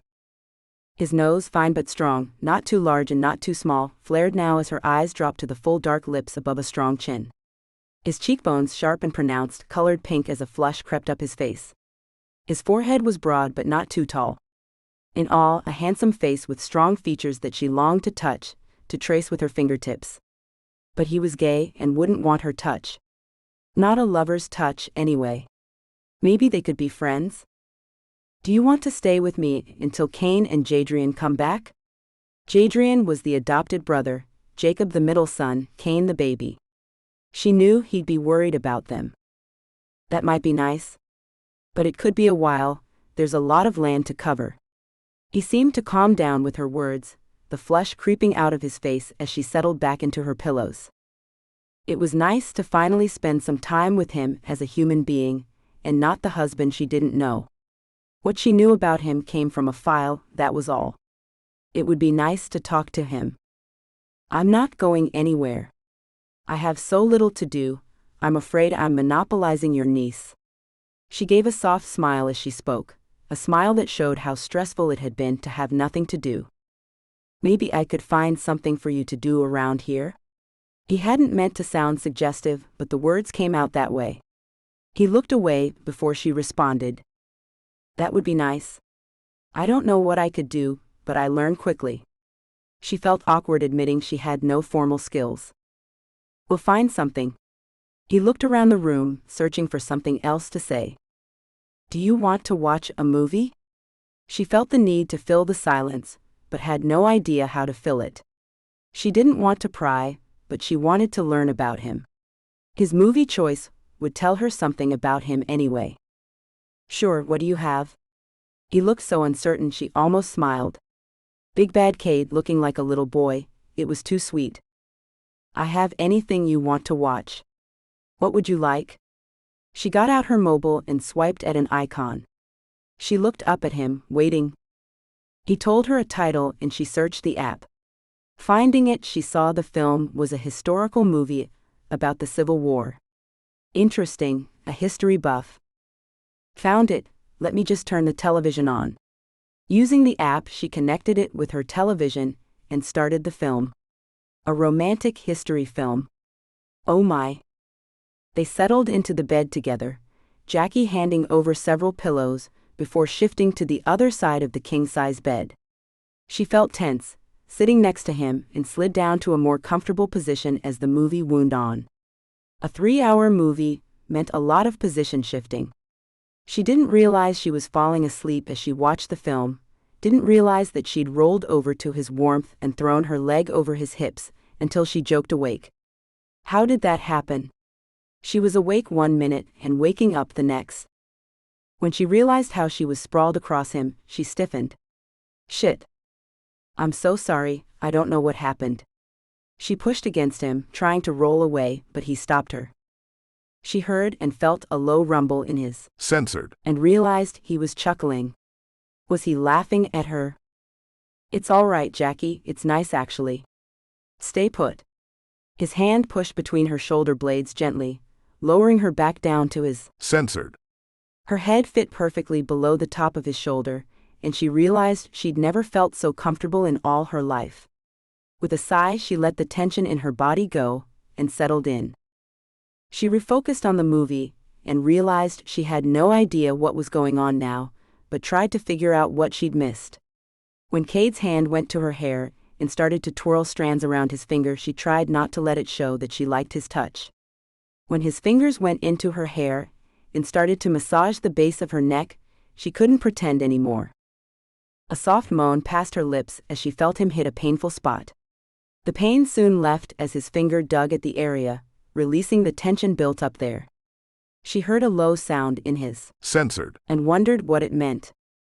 As his fingers worked along her neck, down to the bare spot her gown left, tracing her spine, she shifted, trying to give him better access to her body. She moved her hand, rubbing down his stomach and across his hips. She felt something there, a hardness that she'd never felt before but could identify. He was aroused. She sat up, looked at him in question. His face was impassive, but she could tell he had his teeth clenched. She looked down his body, until she could see the outline of his arousal in the soft pants he wore. Oh my. She looked back up at him, totally confused. But I thought you were gay? She couldn't pull the words back in after she spoke them. He sat up, looking at her like she was crazy. What? He sounded like a few expletives went at the end of that question. Evelyn told me most of the candidates were gay. You like knitting? She trailed off, trying to remember what else had made her think he was gay. You didn't want censored. I'm not gay, I promise you that. His words came out in a deep tone, the sound soothing to her nerves. He didn't sound angry, just well amused. But I don't understand. She looked down at her hands, not wanting him to see her self-doubt. How had she gotten it so wrong? I wanted a wife to keep my family quiet. They kept asking when I'm going to find a wife. I don't plan on fathering children of my own. I'll adopt, but I don't want children of my own. I also don't like emotional entanglements. I just wanted a nice platonic wife who would shut my family up. Oh? His words had been brutally honest and stole the words from her head.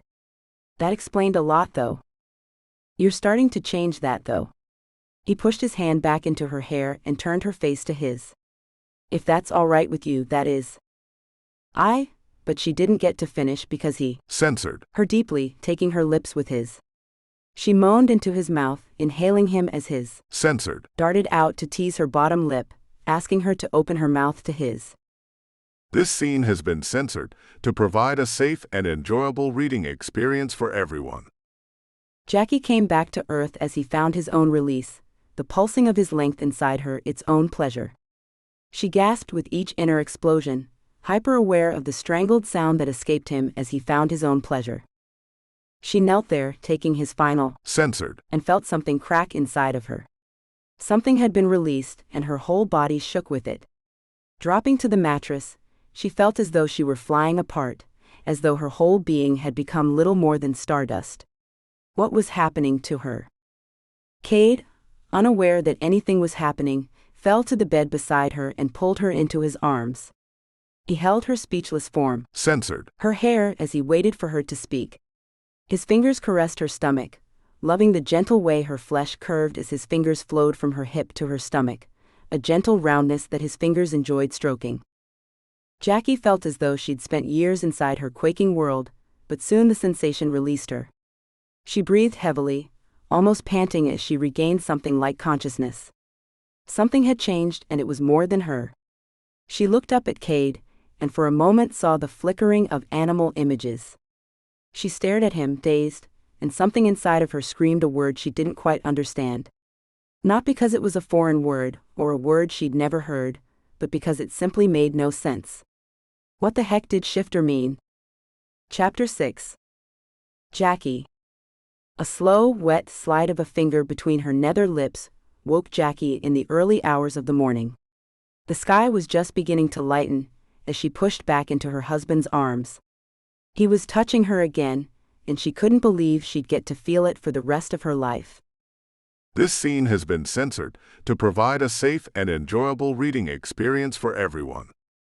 With a final grunt, Cade released her and went to his back. Jacqui stayed where he'd left her, shocked at her emotions, at the swelling of emotions in her. Censored. This wasn't supposed to be happening, not at all. He didn't reach out for her, and soon he was snoring once more. Jacqui eased herself from the bed, knowing she wouldn't get back to sleep now, not with this new worry in her mind and heart. As she'd come back to reality, she'd realized that she was becoming overly fascinated with the man, that she might even feel some kind of love for him. But she barely knew him. She rarely even saw him. What was this incredible pull then? Was it love, this animal magnetism? She had to get out of the room, away from him, so she could think. She went into the bathroom, her own private room, and started the water running into the porcelain tub. An old-fashioned claw-footed tub, the thing was huge with a slanted back that allowed her to rest in a rather heavenly way. Jacqui loved the tub with the brass fittings. It suited the large white room filled with blood-red towels, the only color in the room besides the brass fittings. A large round window with frosted glass allowed the sunlight to shine in, filling the room with warmth as the hot water filled the room with a haze. Jacqui slid into the water, her tender body relaxing in a pleasurable way as she slid beneath the depths. Sighing loudly, she sank down to her chin and let her head fall back on the pillow she'd found wrapped in plastic when she'd first come to the house. Jacqui knew she was trying to avoid her worries over Cade, her brain almost erratic as she tried to avoid overthinking recent events. She knew she had to think about it all though, and as she floated in the water, her pale body absorbing all of the heat it could, she wondered if she was in trouble here. She was meant to offer Cade comfort, but as the cold automaton he'd ordered as his bride, not this whimpering mess of F me. Jacqui couldn't decide if she was more put out with her willingness to give up her self-control to the man, or with her need for him. She'd come into this with an idea, a plan. It had all gone out of the window the moment he touched her. What were things going to be like now? Was she going to have to act like a real wife? Could she allow people to see her so very sappy in public the way Kane and Demisha were? She felt a shudder chase down her spine, and shook her head no. That will not happen. She had too much reserve to ever allow that. Surely? Jacqui tried to remember exactly how all of this had happened. They'd gone to New Orleans and all was well, she thought.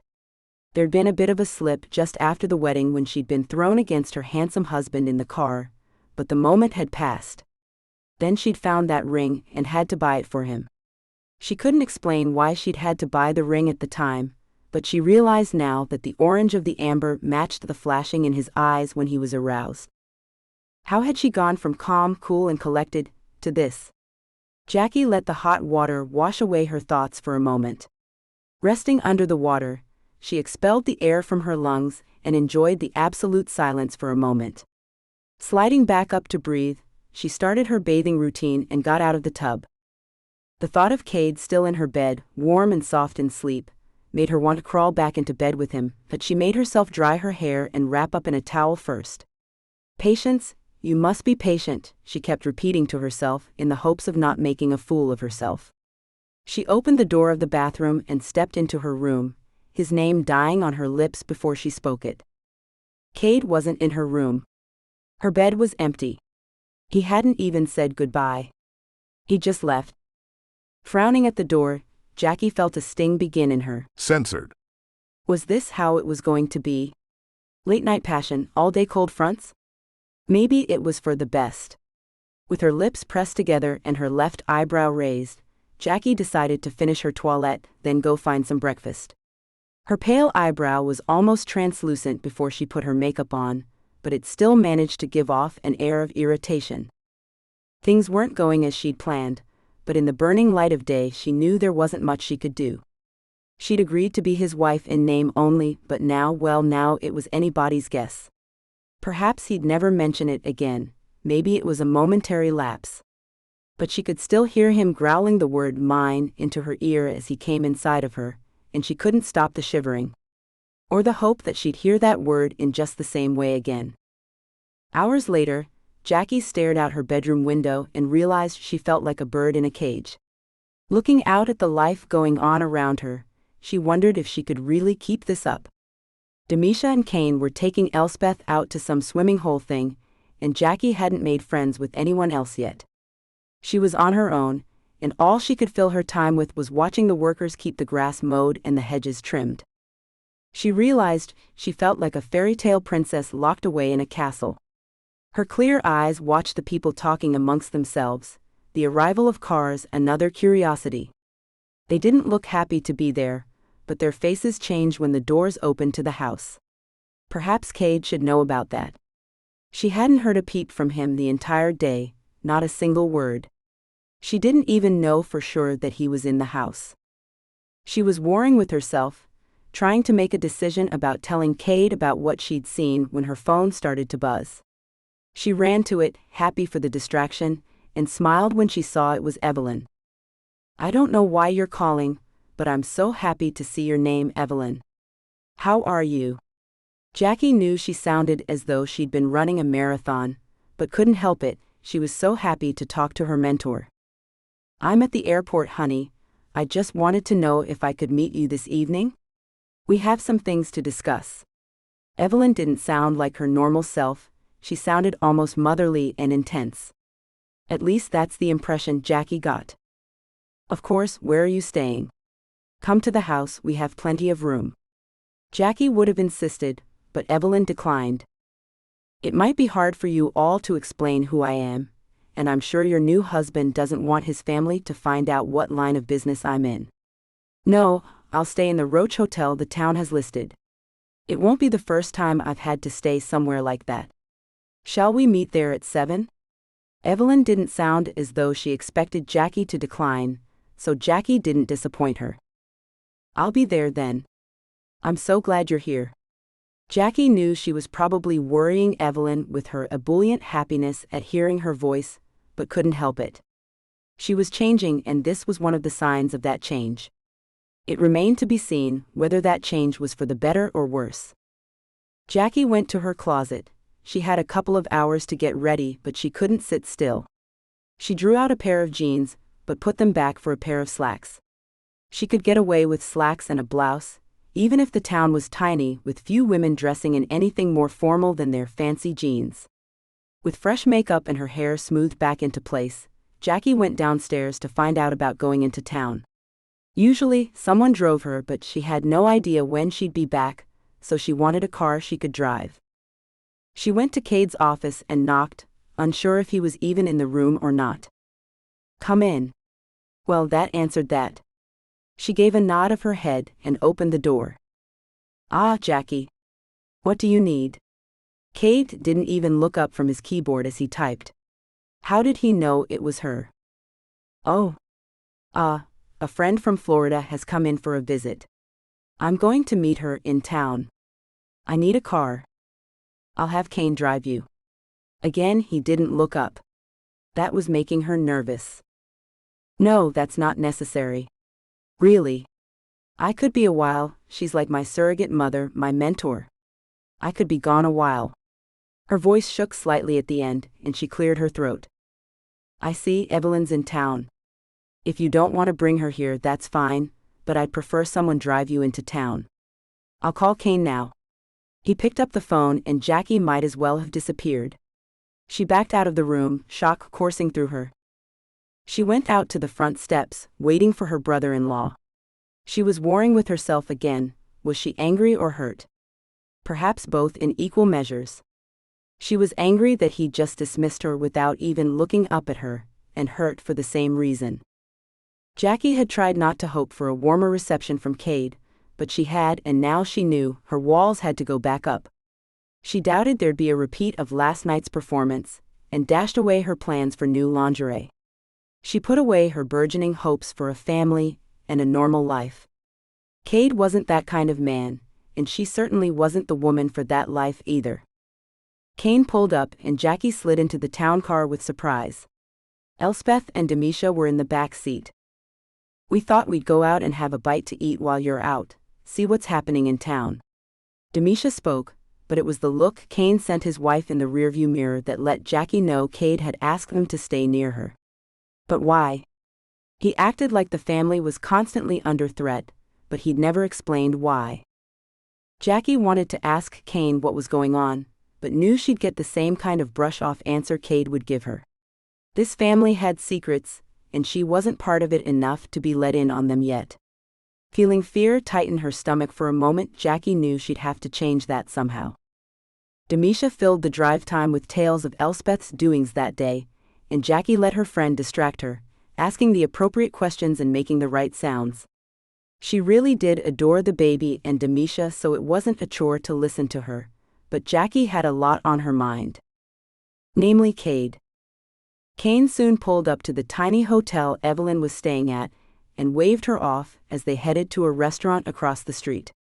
She and Evelyn weren't going to have much privacy if they went there to eat, which made her realize Cade probably arranged that as well. She hadn't even thought about it, but now she knew the only reason Cade hadn't forbid her going out completely was because Kane and Demisha would be close by. With a roll of her eyes and a sigh, Jacqui went to Evelyn's door and knocked. "Hi there, honey." Evelyn's soft southern twang soothed Jacqui's nerves, and she smiled at her mentor. "I am so glad to see you." Uncharacteristically, Jacqui took the woman into her arms and held her close, rather than giving the usual stiff-armed clench with air. Censored. Evelyn searched Jacqui's face as she stepped away, letting the door close behind her. Jacqui tried to look away, but Evelyn held her still. "Not going as planned, huh? I thought it might not be."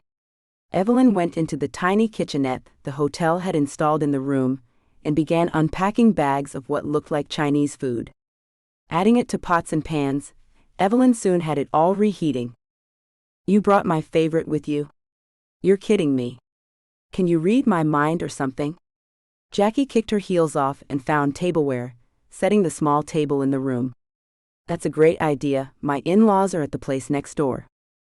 Setting the food down on the table, Evelyn sat opposite the younger woman and offered her the spoons. Jacqui filled her plate with her favorites, Szechuan chicken, an egg roll, and fried rice. Evelyn handed over an unopened bottle of soy sauce, and Jacqui indulged herself in the one food she could not resist. They ate in silence for a few moments, but as the initial wave of excitement wore off, Jacqui looked up at Evelyn. "Why are you here?" She knew she had to be the reason, but wasn't sure why. "Things have changed for you, Jacqui. Some very profound things. I thought I'd check in on you." Evelyn's eyes probed Jacqui's, but the gray eyes of the young woman were resistant to her probing as usual. Jacqui had always been an impenetrable fortress. "They have, yes. Some of it is confusing, but I don't think there's anything you can do about it." Jacqui sighed, but then smiled as she realized that somehow Evelyn had snuck her favorite butter pecan cheesecake on the table as well. "How did you do that? I swear stuff just keeps appearing. People have some serious sneaking skills." "That's one of the things that I came to talk to you about, but I'm not sure you're exactly ready to hear it all."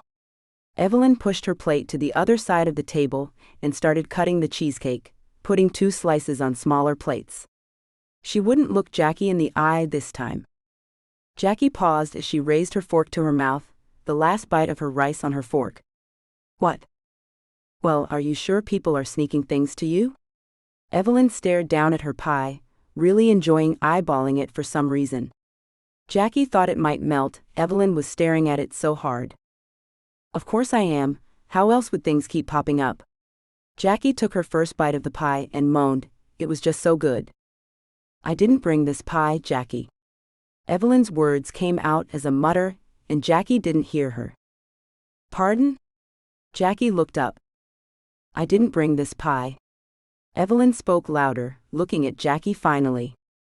Of course you did. Don't be silly. How else would it have gotten here? Jacqui thought it was a bit silly to try and trick her, but thought Evelyn had to be making an attempt to. How else had the pie got on the table? What else has shown up, Jacqui? Evelyn was quiet, but her words reached Jacqui. I guess, well, mainly coffee and food. It's always showing up when I'm thinking about it. Usually just a passing thought, but then there it is. People really are sneaky, Evelyn. I don't know how they know what I want, but maybe it's intuition? Jacqui still wasn't putting any stock into what Evelyn had said, thinking she was joking. Nothing else? Evelyn reached over to Jacqui, making her look up. No, just food and drinks. Jacqui finally looked up at Evelyn again with concern. What was going on here? Evelyn waved her hand and the dirty dishes and empty bowls disappeared, the cheesecake moving to the center of the table as a candle appeared. Jacqui's eyes went wide and she moved back in her chair, sitting up straighter. What the heck? She looked at Evelyn in astonishment. How did you? I'm a witch, Jacqui, the same as you. Evelyn danced her fingers around, flower-filled vases appearing wherever her fingers pointed with a tap. Are you sure you can't do this? Jacqui watched the room fill with roses, peonies, and orange blossoms. The smell became too strong after a few moments, and Evelyn swiped her hand at the room, everything but 2 vases of orange blossoms disappearing. Jacqui's head was swimming. The sights, the smells, far too much for her to take in. What else? Whoa, I need to lie down. Jacqui wobbled over to the bed, falling down onto the hard, thin mattress. The mattress squeaked in protest, but Jacqui didn't care. The camel's back had just broken. It'll pass, honey, I promise. It's just shock. Evelyn came to sit beside of the young woman she felt was almost her daughter. Your mother bound your powers when you were a baby, but she apparently set a spell to free you when you married the man you were going to spend the rest of your life with. Evelyn stopped with a sigh of sadness. Stroking Jacqui's pale blonde hair, she looked down at her stricken face. I know this is a lot to take in, so I'm not going to leave for a few days, but there are things you have to know, my dear. Things we need to arrange. It's not typical for a witch's powers to be bound as long as yours have. You may never gain your full powers, or you may get them all of a sudden. You have to be ready. Jacqui could only look up at her mentor in confusion. She knew it was true, she'd seen the evidence with her own eyes. But to believe she'd be capable of those sorts of things? Whoa. It was all Jacqui could think to say. I know, honey. I know. So why? Oh, why didn't Mom use her powers then? It obviously comes from her. Dad would have used it all selfishly. We'd never have had the life we had if he'd been a witch. Whatever. Why didn't Mom save us from that life? Jacqui's words came as they occurred to her, erratic and fast, one thought leading to another. Your father used her up. He insisted she bind your powers so he could save them for later, but he used hers up. I tried to warn your mother. I tried to stop their union, but well, you can't stop a young witch from doing as she pleases. And she had you. Binding your powers greatly decreased hers, and soon after your father was investigated. Getting him out of all that finally broke your mother's powers. She couldn't save you and she couldn't unbind yours. Evelyn was still stroking Jacqui's hair, hoping to ease the pain the words were bound to be causing. So every bit of it was my father's fault? He created our downfall? Jacqui's eyes were dry, but she felt the sting of tears in her nasal passages. Her eyes just refused to cry anymore for that man.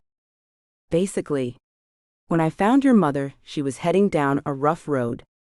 It's not often we find magical children abandoned. Your mother came from a good family to begin with.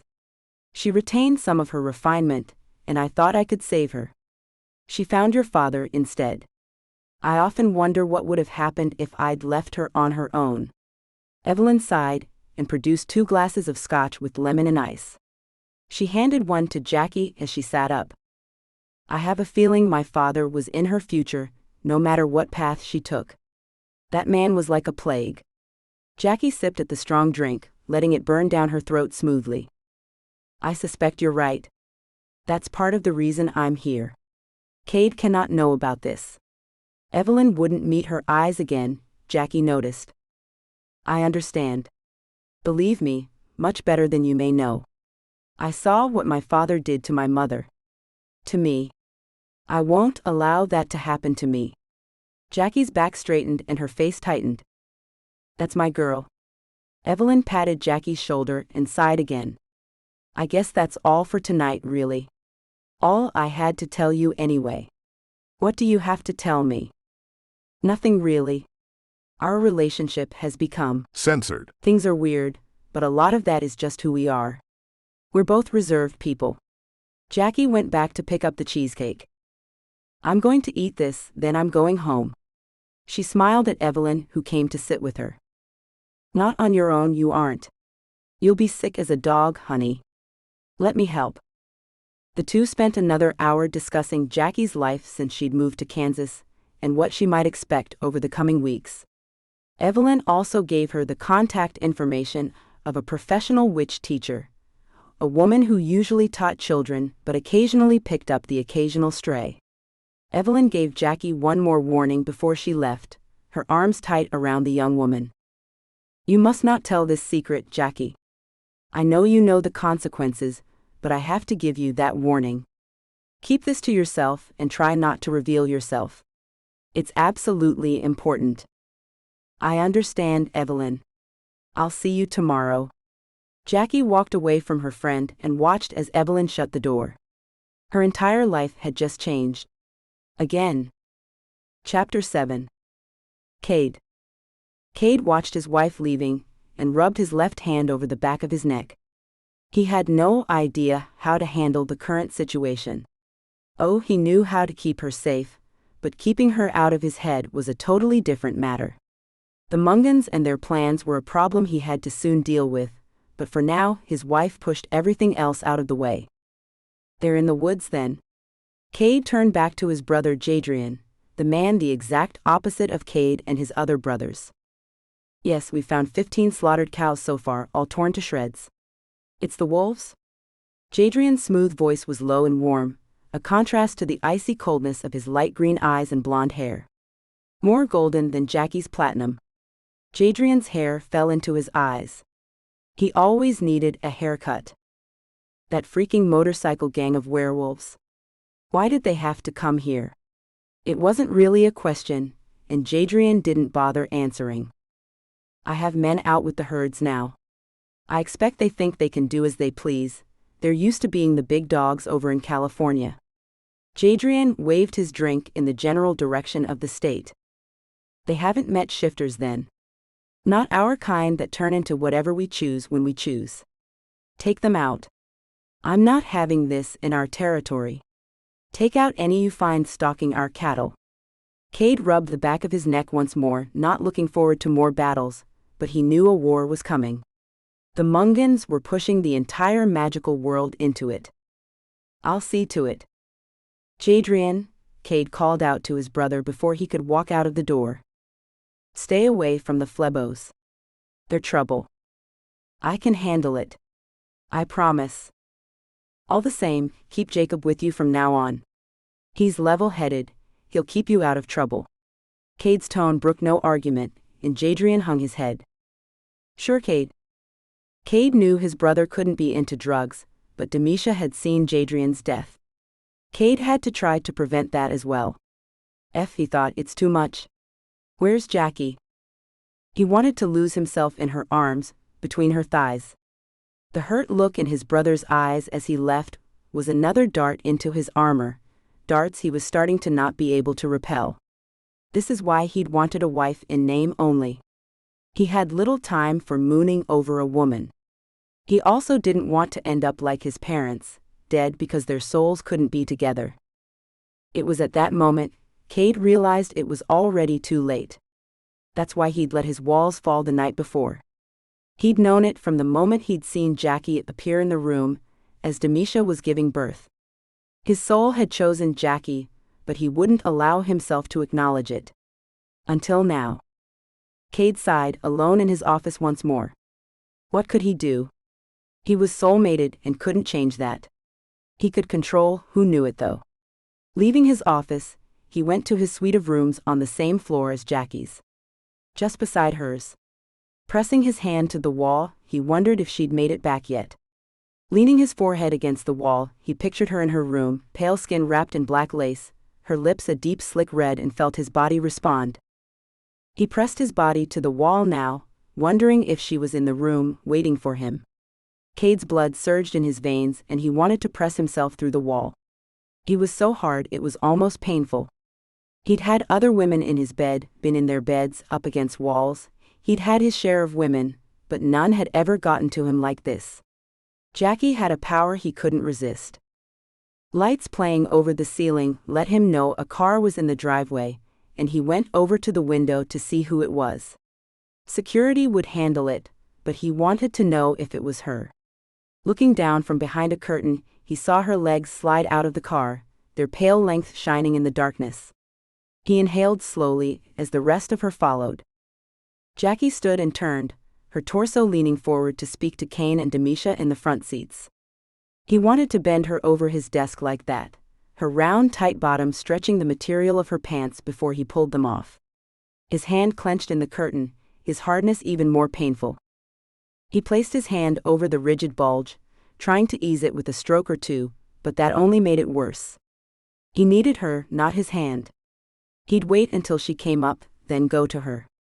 She'd accept him and let him in, even if he had all but ignored her all day. She knew he was busy, that he had duties to tend. Jacqui finally turned away from his brother and walked up the steps. She looked sad, shell-shocked. What had Evelyn told her to produce that look? Cade watched her, anticipating having her in his arms once more when his phone buzzed. "We need help, the back 50 are burning." A text from Jadrian. Feeling like a prince trapped in his castle, Cade responded and then went down to his office to call in some of the other clan members. A fleeting memory of Jacqui's face in the moonlight stole Cade's breath, but he reminded himself she knew who she'd married. He knew who he was as well, he reminded himself.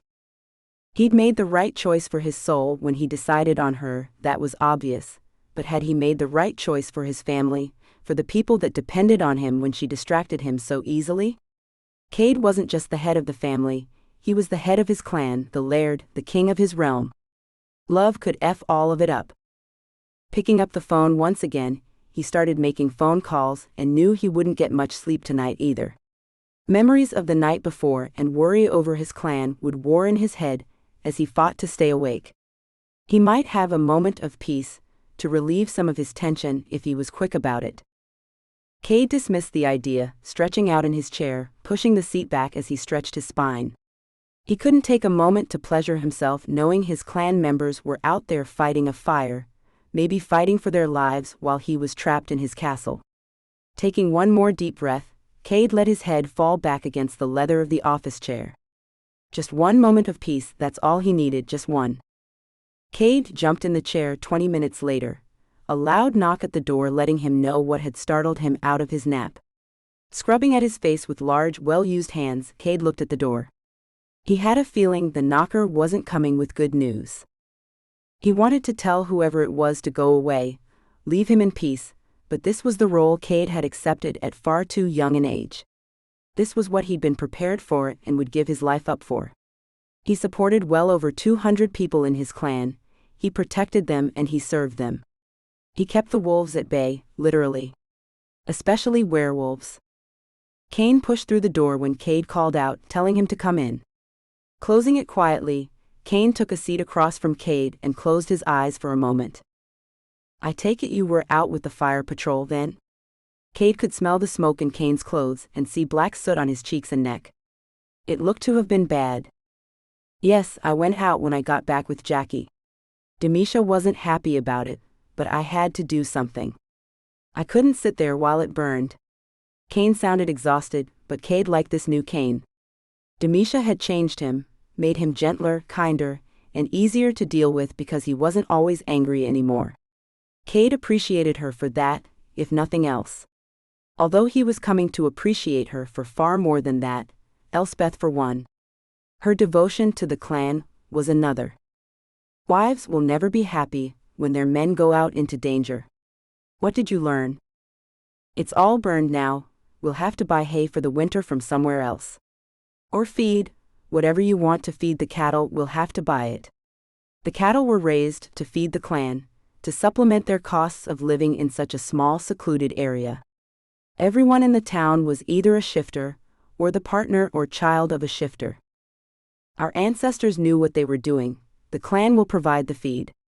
Cade remembered the history he'd learned, a history that was kept from Demisha when she was researching the original Elspeth.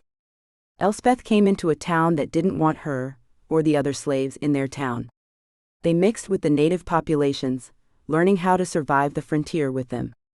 The native clans slowly turned the new people into parts of their clan, and Cade and his siblings were the result, a mixture of African, Native American, and white.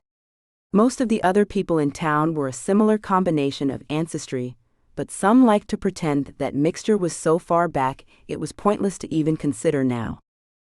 The former slaves had come together with the native populations to form a plan. Eventually, they bought out non-clan members or interbred with them. It was in everyone's best interests now to keep quiet about the clan's origins, who and what they were, and where they were exactly.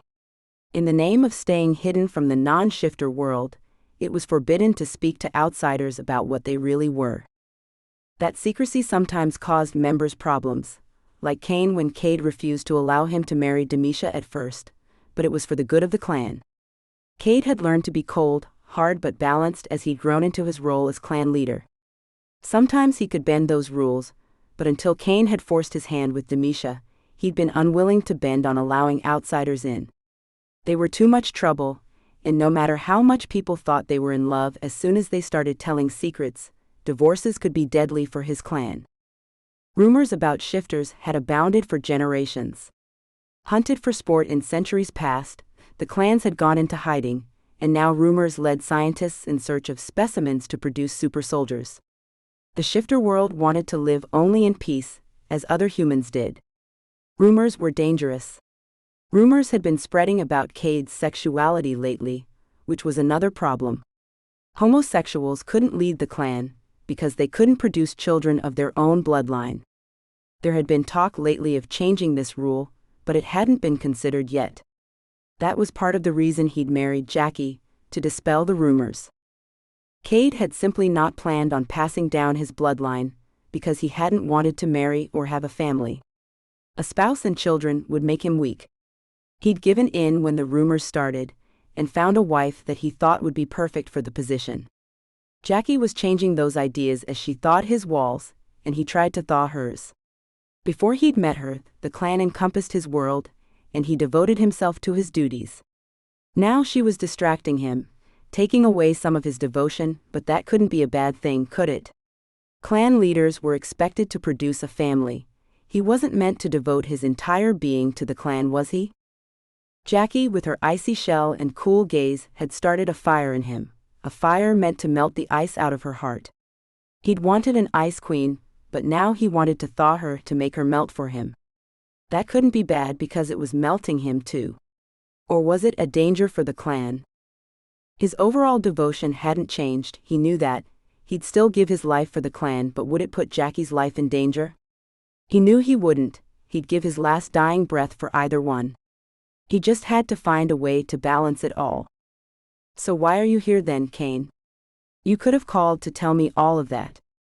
Cade looked at his brother with a probing gaze. He knew there was more to this visit. The rumors are still spreading. They're saying Jacqui's just your cover-up. I think the rumors are being spread by the Mungans. I don't think our people are doing anything more than repeating it. Cain looked angry for a moment but squashed it. Cade knew the anger was for him, but anger wouldn't help anything. It would only make them sloppy. Some of our people are very close-minded people. I thought we'd come to a new age. I'll have to dispel them somehow. Getting her pregnant would work. It would shut them up for a little while anyway. And with an heir, well, you could do whatever you wanted to anyway. Cade knew Cain brought up a good point. As long as the child had his DNA, the gender didn't matter, and neither did his censored affairs after. Once a child was produced, the rest didn't matter. You're right. I hadn't planned on a child so soon, but I guess plans are made to be changed. Cade smiled ruefully at his younger brother and watched him stand.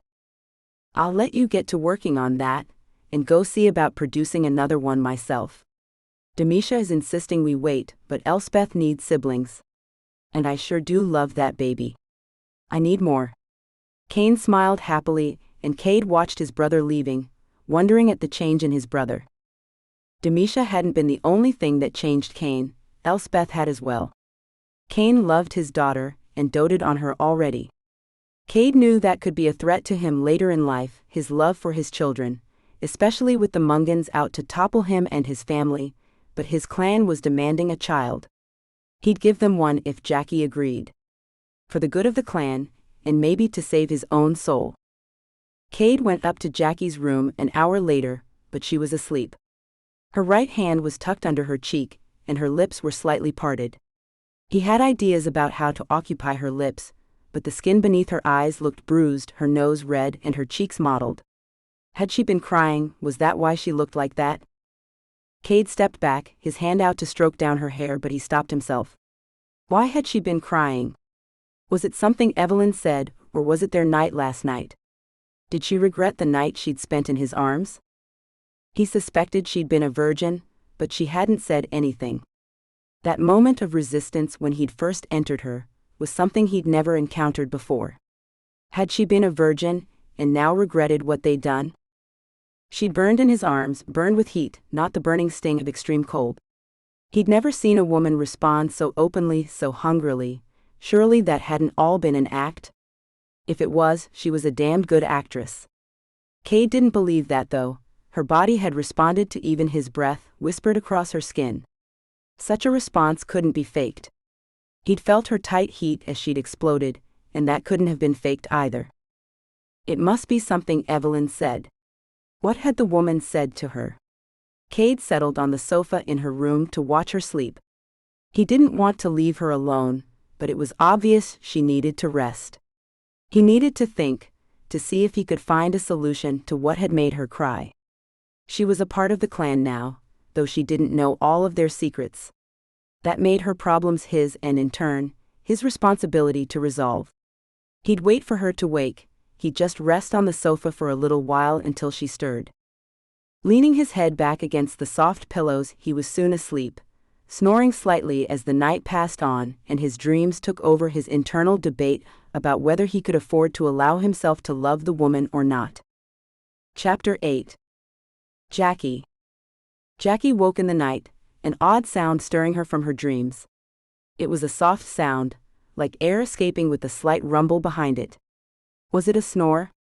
Rolling over, she decided she didn't care, and was almost asleep again, when she realized that if the sound was a snore, there was someone else in the room with her. Fear froze her in place for a moment. Someone was in her room. She panicked, screaming internally at her muscles to run for the door, but then sanity took over. Whoever it was, they were asleep, which meant they weren't there to hurt her. And she was in Cade's house. Anybody that managed to get in her room would have to belong here to get past the security that hid themselves in the shadows, always watchful but never speaking. The men and women of the security force had unsettled her at first, but she'd grown used to them and stopped wondering why a man in the middle of a farm in Kansas would need a security force.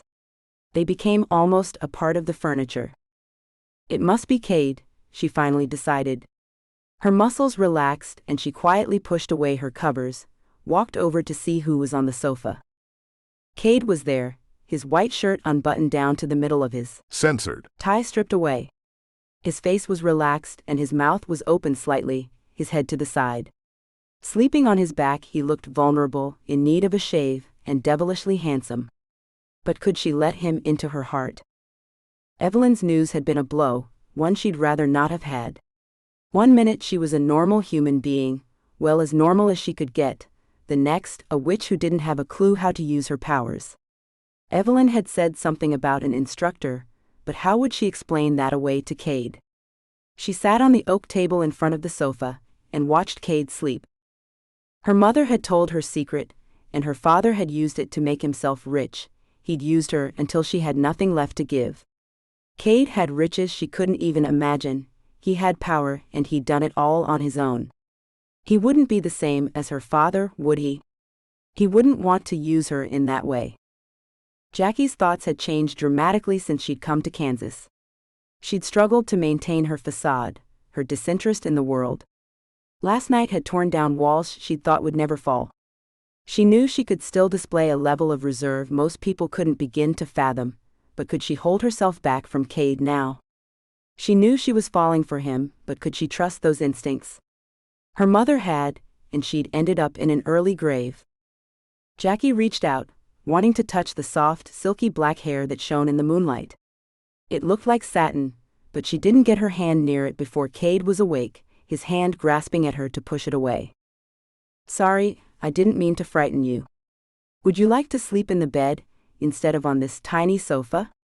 She had to smother a giggle, because most of his legs were dangling over the other end. At well over 6 feet, the tiny couch could barely contain him. Oh yes please." Cade looked delightfully sleep-muddled, and Jacqui wanted to hold him close to her heart and absorb some of the heat she knew he radiated. Pething a hand over his face, he sat up. "Why do you keep it so cold in here all the time?" "I hate being hot. You can always add more clothes, but there comes a point where you just can't take anything more off to try to get cool. I like to sleep covered up too, so I always keep it cold in my bedroom at least." Having grown up in Florida, Jacqui knew a thing or two about heat, humidity, and trying to stay cool. "That makes sense." He still looked confused as he came to full awareness, but then he seemed to remember where he was, and his face took on a guilty look. "Sorry, I didn't mean to fall asleep." "Not at all. I'm quite happy to find you in my room." She gave him an encouraging smile, and he smiled back at her, reaching out for her hand. "Shall we get under those covers you love so much then?" She stood with him as he got to his feet and walked to the bed. "Indeed we shall, but I think you'll be more comfortable out of those clothes." Her words were suggestive, urging him to strip down. Almost daring him. Cade accepted the challenge, and slowly began to unbutton the last remaining buttons on his shirt. He gave her a knowing smile as he pulled the shirt away from his taut abdomen, and off his arms. Her left eyebrow twitched as she got a good look at him in the moonlight. Stunning. His dark skin, so smooth to her touch, was meant for her lips and that flat stomach of his. "Oh my? Come here." She crooked her finger at him and he walked over, the belt to his trousers undone but not his buttons. Jacqui slid her hand up his rigid length, pressing gently into him before she leaned forward. Censored. His stomach. This scene has been censored to provide a safe and enjoyable reading experience for everyone. She was almost asleep, not caring that her thighs and knees were on fire. She never wanted to move from this place of solace, her refuge. She didn't care how they'd started out, or that she barely knew him. This man was her savior. She knew the things she needed to know. Below that cold exterior that seemed to be harder than diamonds was a man of passion, a man who felt deeply and wanted to please. She also knew he cared about his clan, and would do anything for them. And she knew he wanted her. For now, that was enough. "We have to move at some point, princess." He murmured the words sleepily into her ear. "No, we don't. We can stay like this until we're fused together, and we'll never come apart." She pouted against his shoulder, not even caring that he couldn't see her. "I think we're about as fused as we're going to get." He gave a low chuckle that rumbled against her cheek. "That may be, but we don't have to move." "Not yet." She gave a groan of protest as he rolled over to his side, taking her with him. Their bodies broke apart, and she was no longer a part of him. "Cheater. You're bigger than me. That's not fair." She pouted into her pillow this time. "You need to sleep. We need to talk in the morning, so don't go running off to have a bath, all right?" He Censored. Her neck as he cradled her, pulling her tight to him. "I was a little sore this morning." She said the words into his neck, still not wanting to face him. "Ah, that explains it. All right. We'll talk. In the morning. Go to sleep, princess. Unless you want another round." His Censored. darted out to taste her neck and she was lost to him once more, her exhaustion vanishing as his hot lips moved over her skin. She would never be able to tell him no. Jacqui woke up the next morning to find Cade had ordered in breakfast and had a table arranged with everything they'd need. She ran into the bathroom to wash her face after a censored good morning and get herself decent, then went out to join him. Tying the belt of her robe in place, she sat down and looked at the French toast. She loved how the chef cooked it here. She missed cooking though. It was one of the ways she could express herself back in Florida. Do you have a smaller home somewhere, Cade? A little place, maybe a cabin. She was wondering if it was somewhere they could go to be together just on their own, to act like the rest of the universe. I have a couple. One in Montana and one in Alberta. He looked at her quizzically. In Canada? Wow. That sounds nice. I'll have to dig out my passport. I'd like to see Montana as well.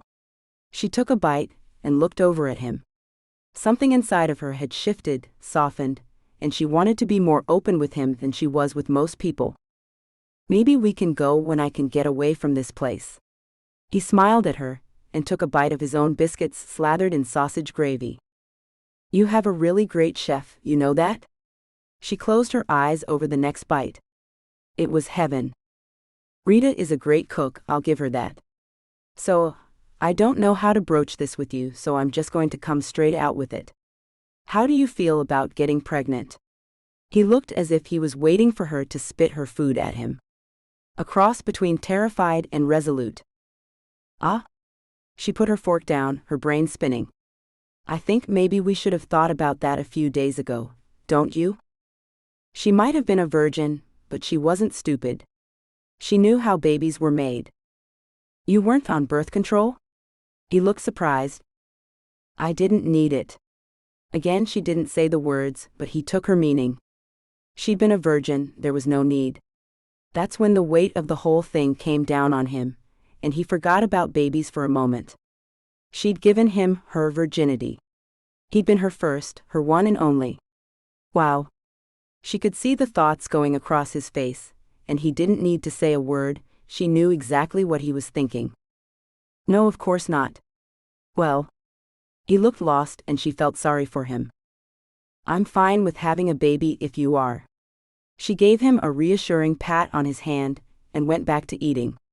After spending so much time with Elspeth and knowing she was falling for Cade, she knew she wanted a child with him. Is there any pressing reason? There's a rumor I'm gay. I need to show that I'll pass on my DNA. Okay, she thought as she looked at his guilty-looking face. Not a romantic reason, but logical. Well then, we'd best get to it. She gave him a smile once more and went back to eating. Perhaps this wasn't the romantic morning she was hoping for, but it beat the previous morning. With a happy sigh, Jacqui watched Cade as he finished his own breakfast. None of this was going exactly to plan, but when did life ever pay attention to the censored of humans? Fate had its own plan, and it seemed to have gone far off course of her own. Chapter 9. Cade. Cade watched Jacqui laughing as Elspeth's tiny fists reached for larger ones. Elspeth was 3 months old now, starting to focus and reach for things. Her smile was actually a smile, whether doctors wanted to call it gas or not. Now that she was born, her growth rate had slowed down to normal, according to the doctor's latest report, delivered by Demisha this morning. That was a good thing, and something that got Cade to thinking. They'd been making love every night, day, whenever the mood struck for over a month now. Jacqui could be pregnant. If she was pregnant, he'd have to explain why her pregnancy was going quickly. Possibly. He'd have to explain why she could communicate telepathically with their baby, possibly. And he'd have to explain about the shifter world. Probably. He hadn't thought about how to broach that yet. Demisha and Kane were out shopping, and Cade had asked them to leave Elspeth with them. Jacqui had picked up some pointers about caring for babies since she'd been here. She could change Elspeth in a flash, and Cade knew his way around babies, so the couple had agreed. They'd been shocked but agreed. Cade was just as surprised at the offer as they were. He hadn't planned on babysitting his niece today, but his mind had made that decision. They had the baby on a pile of blankets on the floor of a sitting room, and were playing with her. Cade used his phone to snap some photos and sent them to her phone. He knew she'd wanted to see just how relaxed and happy she looked. He couldn't believe this was the same Ice Queen that had walked in on the birth of the little girl she was now making baby noises to. They'd both changed in dramatic ways, and he was starting to see that as a good thing. "You know your Aunt Jacqui is a miracle worker, Elspeth. 6 months ago I didn't even want to know about you. Now, I'm figuring out the cost of building a stable for a pony in the backyard for you." Cade grinned down at the little girl while Jacqui swatted at his arms. "Don't tell her you didn't want her. That's mean." She looked at him crossly but then leaned over to Censored. him. "I'm sure she can't understand me. But then again, she was a shifter. She might shift too," which was why Cade knew he couldn't leave the baby alone with Jacqui. Babies couldn't control when or what they shifted into. Elspeth had started shifting already, Kane had informed him. She was going to be a strong one. Cade grinned at the baby and picked her up. Elspeth cooed and punched him in the nose. The tiny fist made him laugh, and Cade gave her neck. Censored. Until she giggled. He looked over at Jacqui and grinned. "Yeah, I think I'll love this. I think I will too. It changes your life though. Even for the clan, this is going to be a big change for both of us." She looked afraid for a moment, wondering if she'd be as big a failure at being a responsible parent as hers had been. Cade knew what she was thinking.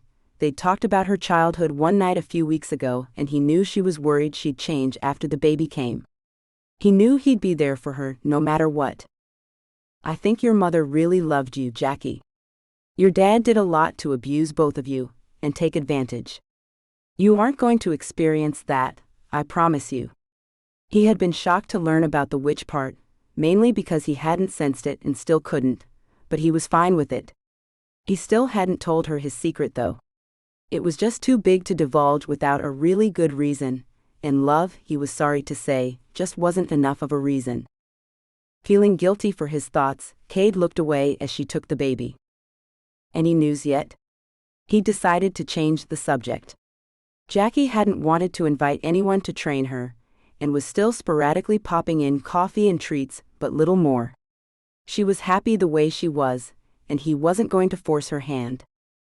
"I'll hear back in a couple of hours. The urine test was positive, but the doctor wants to be sure." She looked at him with hope in her eyes, and gave him a tentative smile. "Either way, we'll keep trying.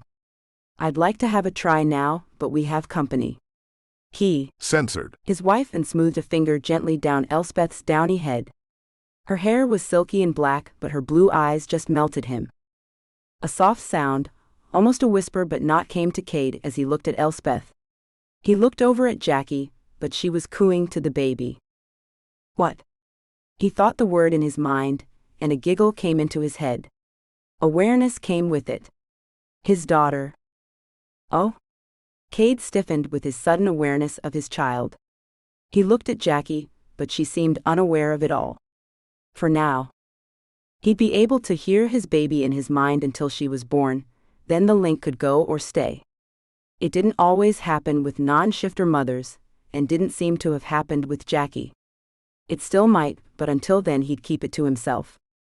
He knew he had to tell her now, had been happy almost that he didn't know because non-shifter babies could have been possible, and in that case, he wouldn't have to tell her. But now, oh, this changed it all. He'd have to tell her, and he was terrified she'd run for the hills. Even knowing she was a witch, she didn't know that the rest of the myths were true as well. There really were werewolves, shifters, vampires, even things that had hidden themselves so well there were no longer human words for them. Things that hid in the darkness that used to have names, but didn't anymore, as antiquity shrouded them in dust. Things Cade hoped never to see brought back into the world. "What do you want, a boy or a girl?" Jacqui was smiling at him, and his heart melted, but he felt guilty because he already knew what they were having. But in his heart, it didn't matter. He was happy either way. "Whatever we get, I'll love it." He looked away from her at that moment, because they still hadn't said that word to each other, the L word. It was too much of a chance still. "So will I just want a healthy baby." It's more than I could have hoped for, so it doesn't matter to me whether it's a girl or a boy. For a moment, a surreal fog settled over Cade. He knew this was all happening, but he just couldn't believe it. Somehow he'd found this woman, his soulmate, thousands of miles away and under totally unbelievable circumstances. He'd known when he'd seen her picture that she was the one, long before he'd read her file. He'd emailed her before he'd read it, in fact. He'd just taken a chance, an odd thing for him, and responded to her. She'd looked perfect for the task at hand. He hadn't looked forward to a long, loveless marriage, but she'd been beautiful, and something about her had drawn him. Behind that cold gaze had been a sadness he didn't understand. But then, she was looking for a mail-order husband. Something had to be off. He'd expected a lesbian in hiding, or a woman with mental problems maybe, but she'd checked out on that front. He'd learned why she wanted an arranged marriage when she told him about her parents, and that night, the night when she opened all of her doors to him, he'd finally admitted he loved her to himself. He'd made the right choice then, and he hoped he was making the right choice now by delaying the telling of his secret. Her phone rang, and with a shaky hand, she answered it. He waited, knowing what the answer was, but he was surprised by her look of disappointment. She looked so sad. Jacqui turned the phone off and gave him a sad smile. "We keep trying, I guess." But he stopped himself. He couldn't explain it to her without revealing how he knew. "You haven't had a period. They can change, sometimes it happens. Stress, who knows?" She patted his arm and gave him Elspeth. "I think I need to lie down, Cade. You can bring her up if you want to, but I need to lie down." "It'll be all right, princess. I promise you." He hugged her gently with one arm and watched her walk away. He'd let her have some time, while he tried to figure out what was going on. "We're calling that doctor back, Elspeth. His test is wrong." Cade's name carried weight in town, and when he called the doctor's office, the receptionist put him through. The doctor must have been with another patient, because he was breathless when he answered the phone. "What can I do for you, Cade?" The man sounded nervous. So he should be. "Why did you tell her she's not pregnant when she is?" "I can sense the baby." Cade hadn't wanted to divulge that information, but it was necessary to explain to the doctor how he knew she was. "That's impossible, Cade. Unless she's a witch, these tests are very accurate. That would be the only way." Cade clammed up at that point. There was no need for him to tell the clan Jacqui's secret through the doctor. "Well, she's not a witch. But she is pregnant, so I guess this is a fluke. You're going to call her right back, right now, and tell her she is pregnant. Understand me?" Cade's voice held just enough menace that Cade heard him telling the receptionist to get Jacqui on the other line right away. Cade stayed on long enough to hear the doctor explain there must have been some mistake, and to hear Jacqui running down the stairs before he hung up. He caught her just as she threw herself at him, careful of Elspeth in his other arm. They called back. The test was positive after all. "We're having a baby." She was all but jumping up and down, and Cade watched her with a heart brimming with joy of his own. "We'll start clearing a room for the nursery right away. We'll get the builders in at the same time we get them in for Elspeth's pony's barn." That was a tough sentence to say. But yes, a nursery, a barn, a pony. "Oh, I need to sit down." For a moment, Cade felt overwhelmed. He hadn't really wanted a child of his own, but from the moment he sensed her presence, he'd loved the baby growing inside of Jacqui. He wanted her, and the joy she was going to bring to their family. He wanted this stupid war over, and he wanted his wife to know everything, including that he loved her. "Jacqui, I know this might be an awkward time to mention it, but I want you to know something." He looked over at her as she sat on the couch, the words already in his eyes. "This might not be the life we had planned, and it's certainly not what we were expecting to get, but fate has brought us together. We're meant for each other. You're my reason for breathing, more and more every day, and I just couldn't imagine life without you in it, princess. I love you." Jacqui's eyes welled up and she leaned over to Censored. him, Elspeth giggling happily between them. "I love you, Cade. This hasn't been easy, but you've made it seem like it is." It is so easy to love you. So wonderful to love you. I couldn't have imagined this life, but now I don't want anything else, just you, our baby, and to be with you. They were cuddled up on the couch, Elspeth asleep in Jacqui's arms when Demisha and Cade came in. Now that is a picture moment. Hold still, you two. Demisha gave a wide grin as she held her phone up to snap a picture of the happy aunt and uncle with their niece. That one was going to be printed and framed. Cade gave an embarrassed smile and hugged Jacqui closer. He wasn't ashamed to admit he loved his wife, but it was so new, private even, that he felt a little embarrassed to let others see it. Old habits can sometimes die hard, and allowing people to see a softer side of him was going to take some getting used to. Jacqui gave a wide smile of her own and looked at Demisha happily. They decided to let the family know, but were going to ask that it be kept a secret for a while longer, just until Jacqui was comfortable letting others know. For Cade's part, it was something to worry over. An Alexander baby was something to be bargained over if the baby disappeared. Especially the leader's baby. A pregnant wife also made Cade weak in the eyes of his enemies. He had something he valued, and would act to protect at all costs. Something else to bargain over. With a sigh, he shook his head in agreement when Jacqui looked at him expectantly. We have news. Her grin was infectious, but for the first time, Cade noticed how anxious and tense Cade seemed. Demisha didn't exactly appear to be her normal self either, despite her smile. There was a tenseness around her eyes. What's up? Cade was instantly on alert. Demisha was psychic after all. I'd like to speak to you privately. Cade had gone all formal, and that wasn't a good sign. Even worse, he wanted to speak privately. This was about Jacqui then. Wait a minute, princess, let me see what's up, then we'll tell them, all right? Cade leaned over to Censored her gently before he left with Cade. Yes, he'd allowed others to see him. Censored His wife, this really was a brand new world. What's up? Cade asked as soon as the door closed behind Cade once they reached his office. The Mungans are going to try to kidnap Jacqui. Cade didn't have to explain how he knew that. Did Demisha see when or how? Cade's censored tightened at the news, and he wanted to pound someone's face in. They would not touch his wife. No, but soon, I'd guess. She noticed the leaves had turned. They'll be turning any day now. Cade was always impressed with Demisha's observational skills. All right. Cade sat at his desk, his head nodding, but he wasn't sure at what. Increased security. Nobody gets in here without a full check and scan, even you and our brothers. I'm going to take Jacqui away for a few days. He'd made the decision in the moment, but he had a thought. She was kidnapped from here, right? Yes, from her room. They can't do that if you aren't here. Good plan. Go to one of the unlisted houses. They had houses across the globe, in a variety of locations.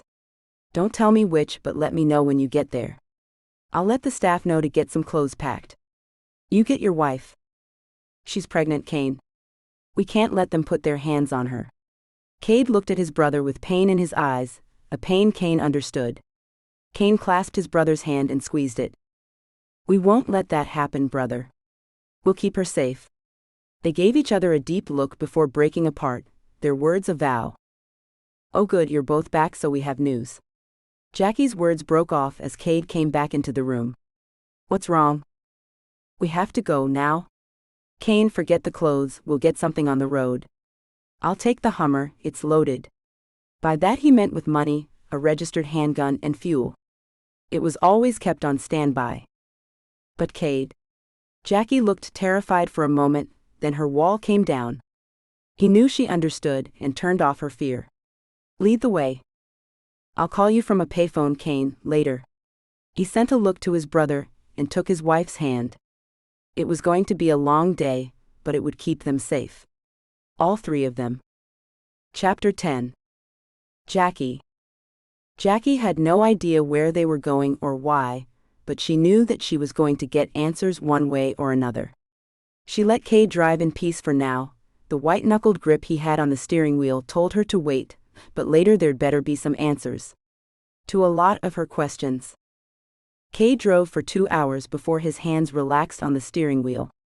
Jacqui had her phone on, reading a book, when she heard him sigh and looked over at him. Better?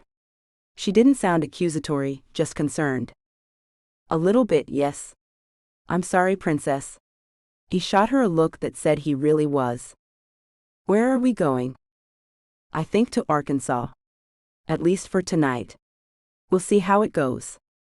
Do you think we could stop soon? My bladder might explode if we don't, and we need to eat. Yeah, babe, if you'd said earlier, I'd have stopped.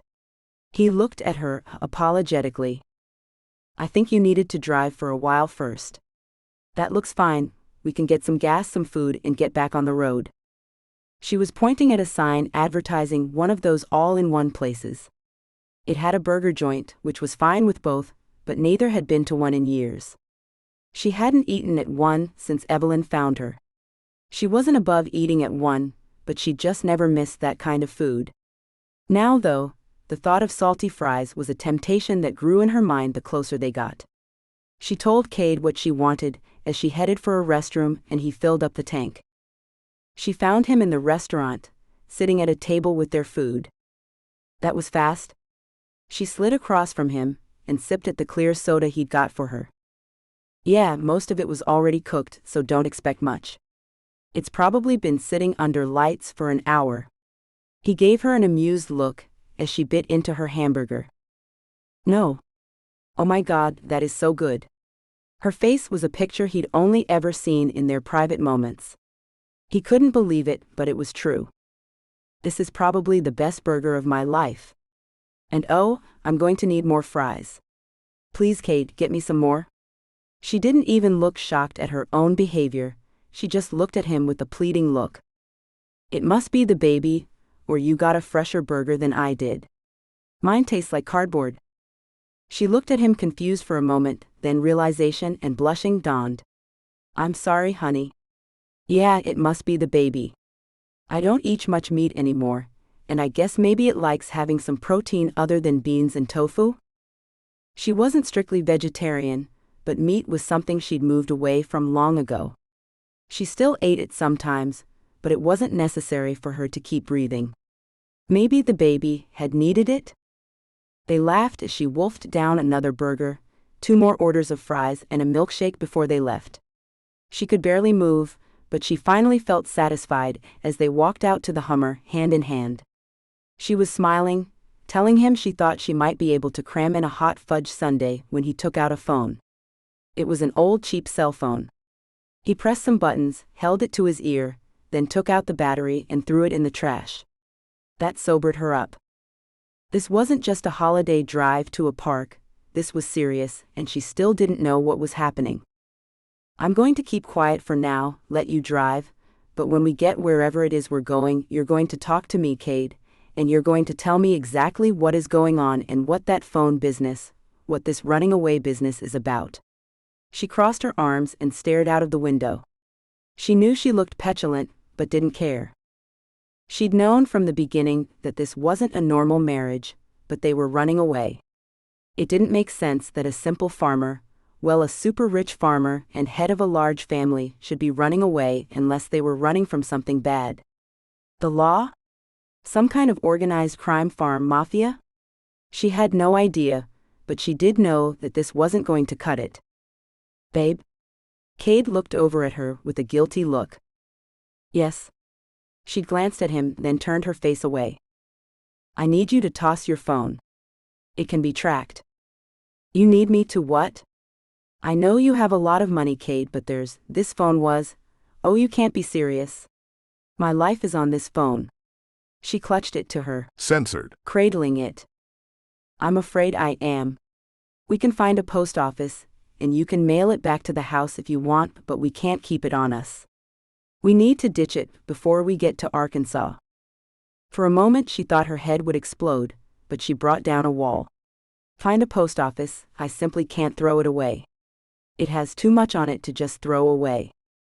She sounded like the old Jacqui, and for a moment she felt a sting in her heart. Then she pulled up another wall, and pushed the stinging sensation down. He'd better have a very good explanation for all of this. A very damned good one. They found a small post office off the highway, and soon had her phone going back to their house. She wanted to cry as she left the post office, but wouldn't let herself. She didn't cry. Period. Not when she was awake anyway. They drove for 2 more hours, and Cade pulled up to a mall with a department store inside. He left her with a stack of money, and told her he'd be back in a few, that she needed to find enough clothes and toiletries for a week, and to meet him at the water fountain in 20 minutes. She was so upset she didn't ask where he was going, but she did wonder why he'd leave her if it was such a dangerous time for them. She knew he must feel they were safe now, and went into the nearest clothing store. She came out with several bags and found him at the fountain, a few bags of his own in his hand. She saw he had a bag with a few boxes of shoes in it, and wished she'd remembered to buy some of her own. All she had were the trainers she had on.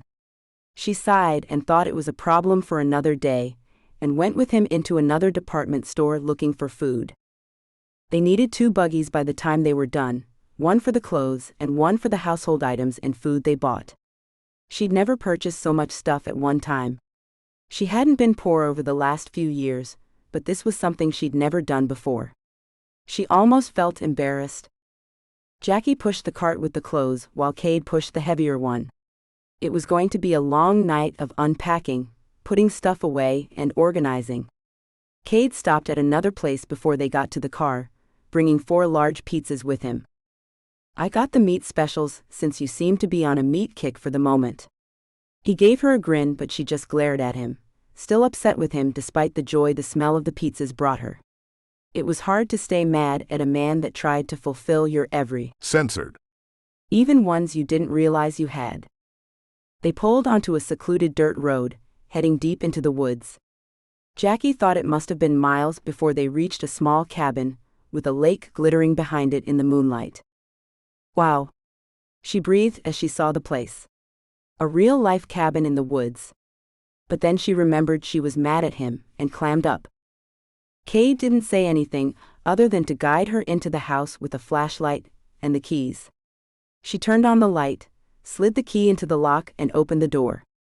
It was done up in a country style rather than a hunting style, and she felt some relief over that. It had obviously seen a woman's touch, and there wasn't much that would consume electricity other than a television, the fridge in the kitchen, and the lights. Even the cooking range was wood and wouldn't use a bit of electricity. Oh my, I've never cooked on one of those before. She bit her lip with worry as she saw Cade come in behind her. "You sit down and eat. I'm going to start bringing this stuff in and putting it away." He gave her a hopeful smile, but she just raised her left eyebrow and turned away, opening a pizza box. She wasn't sure how it was possible, but by the time Cade sat down and opened his own box, Jacqui had eaten 2 entire large pizzas stacked with meat and cheese. She looked at him guiltily but then turned her head. Nope, still mad at him. She wished Annie were there to pet while she curled up in bed. The dog had become a companion as time had gone on. Jacqui knew Annie was devoted to Demetia, but she wanted to stroke the dog's long red ears until she was calm again. Annie always knew when something was wrong, and it didn't matter who they were. If they'd pet her, she'd love on them. She wanted a dog like Annie. Jacqui, what did you do?" Cade's voice broke into her reverie, and she saw that he was looking at the floor beneath the small table they were sat at. An old table made from rough-hewn pine, the table fit in with the rest of the rustic decor. She didn't see anything. Not until a little red tail came wagging from under Cade's chair. A little red tail attached to a fat wiggling bottom. "Oh dear. I was thinking about Annie." "You don't think?" She paused, standing to look under the chair.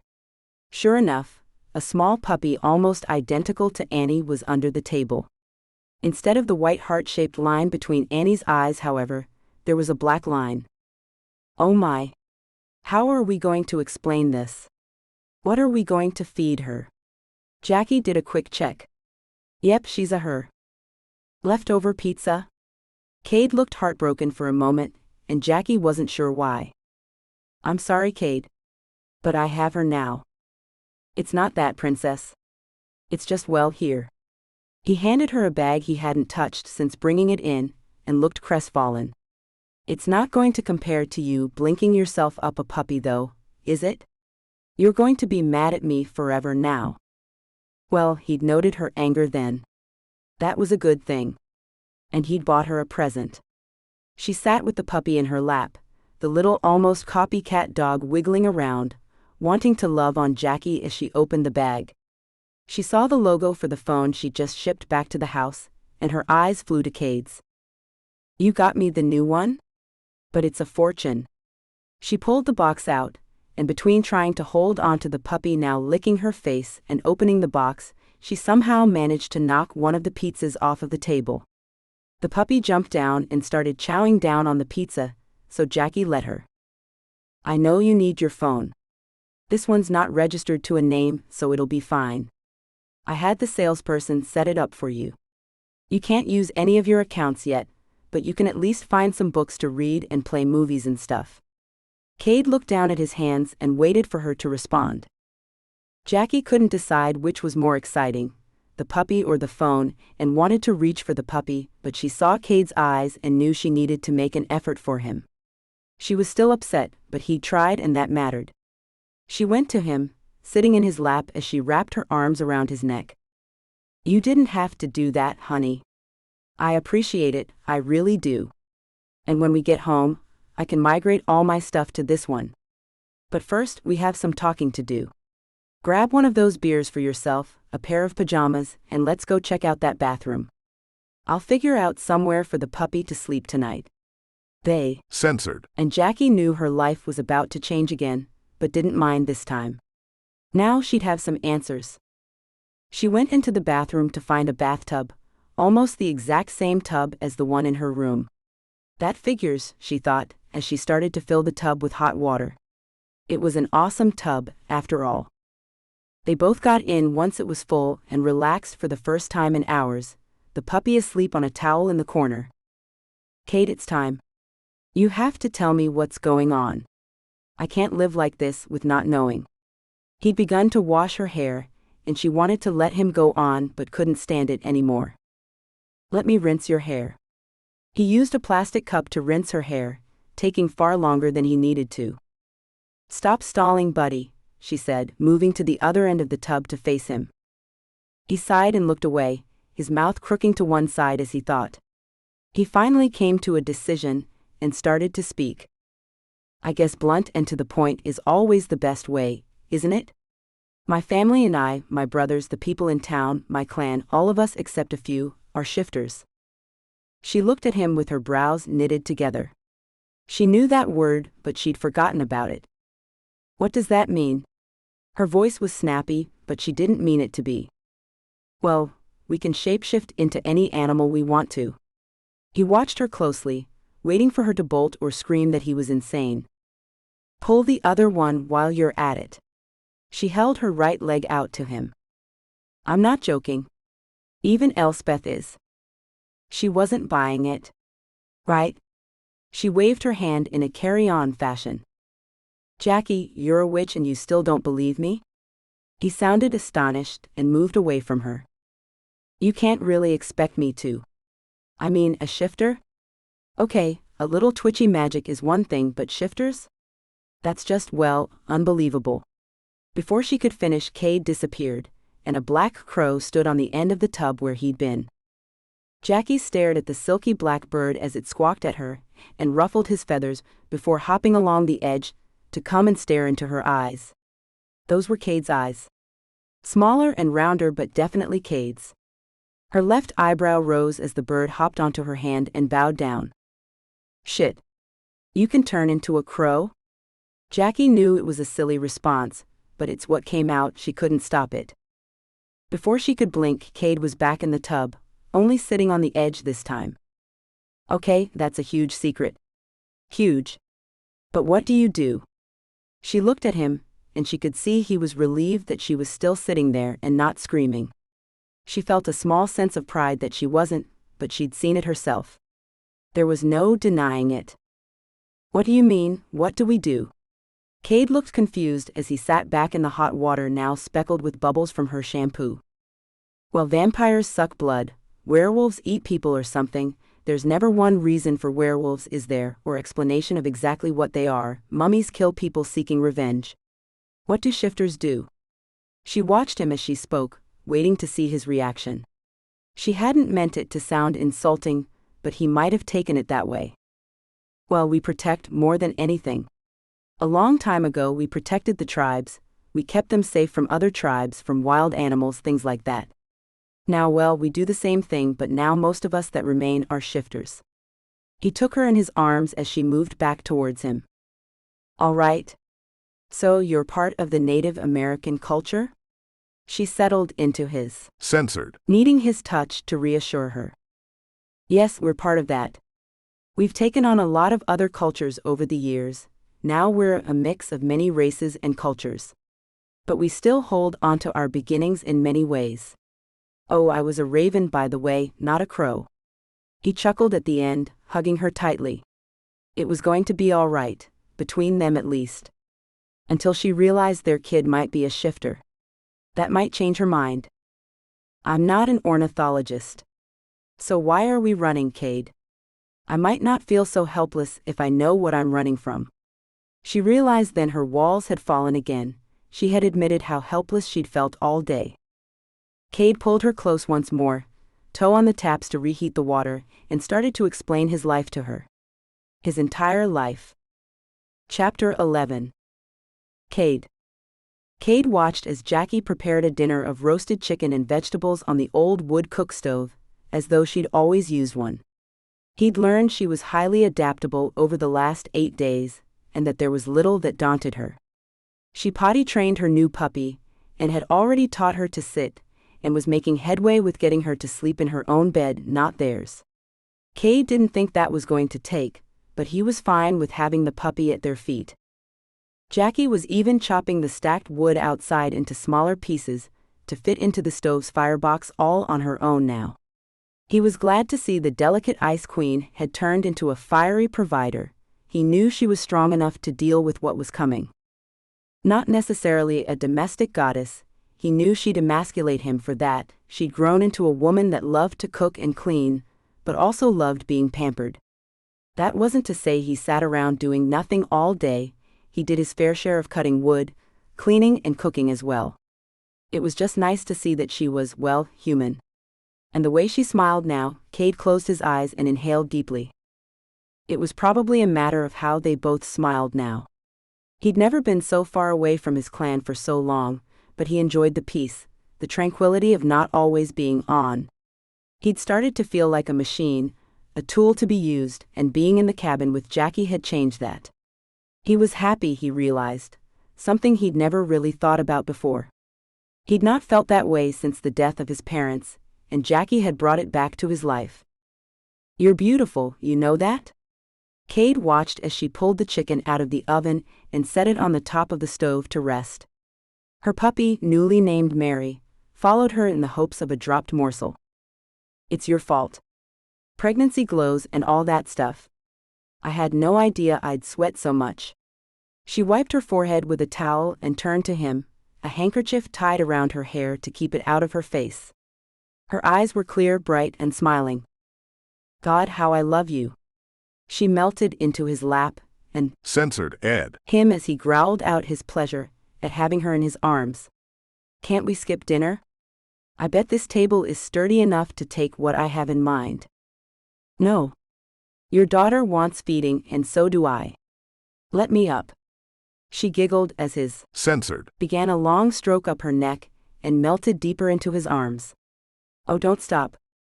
I thought you wanted feeding? He murmured against her neck, his lips teasing her sensitive skin. Oh, I do. She said in a low, sultry voice that had him surging into her with his hips. Nope, you need food right now, let's eat. She gave him a baleful stare but stood up. Mary, devoted to the woman of her dreams, followed along, licking a bare leg in adoration. Jacqui laughed and petted the puppy before dropping down a piece of chicken for the dog. You're as greedy as me. Together they plated up the food and sat down to eat. They were just emptying their plates when Jacqui looked up at Cade guiltily. I thought that would be enough. I guess we'll have to have that chocolate pie now. Jacqui was denying herself little with the pregnancy, a firm believer in eating what your body craves. I'll get it out. Shall I just bring 2 spoons? He was serious, and that made her laugh.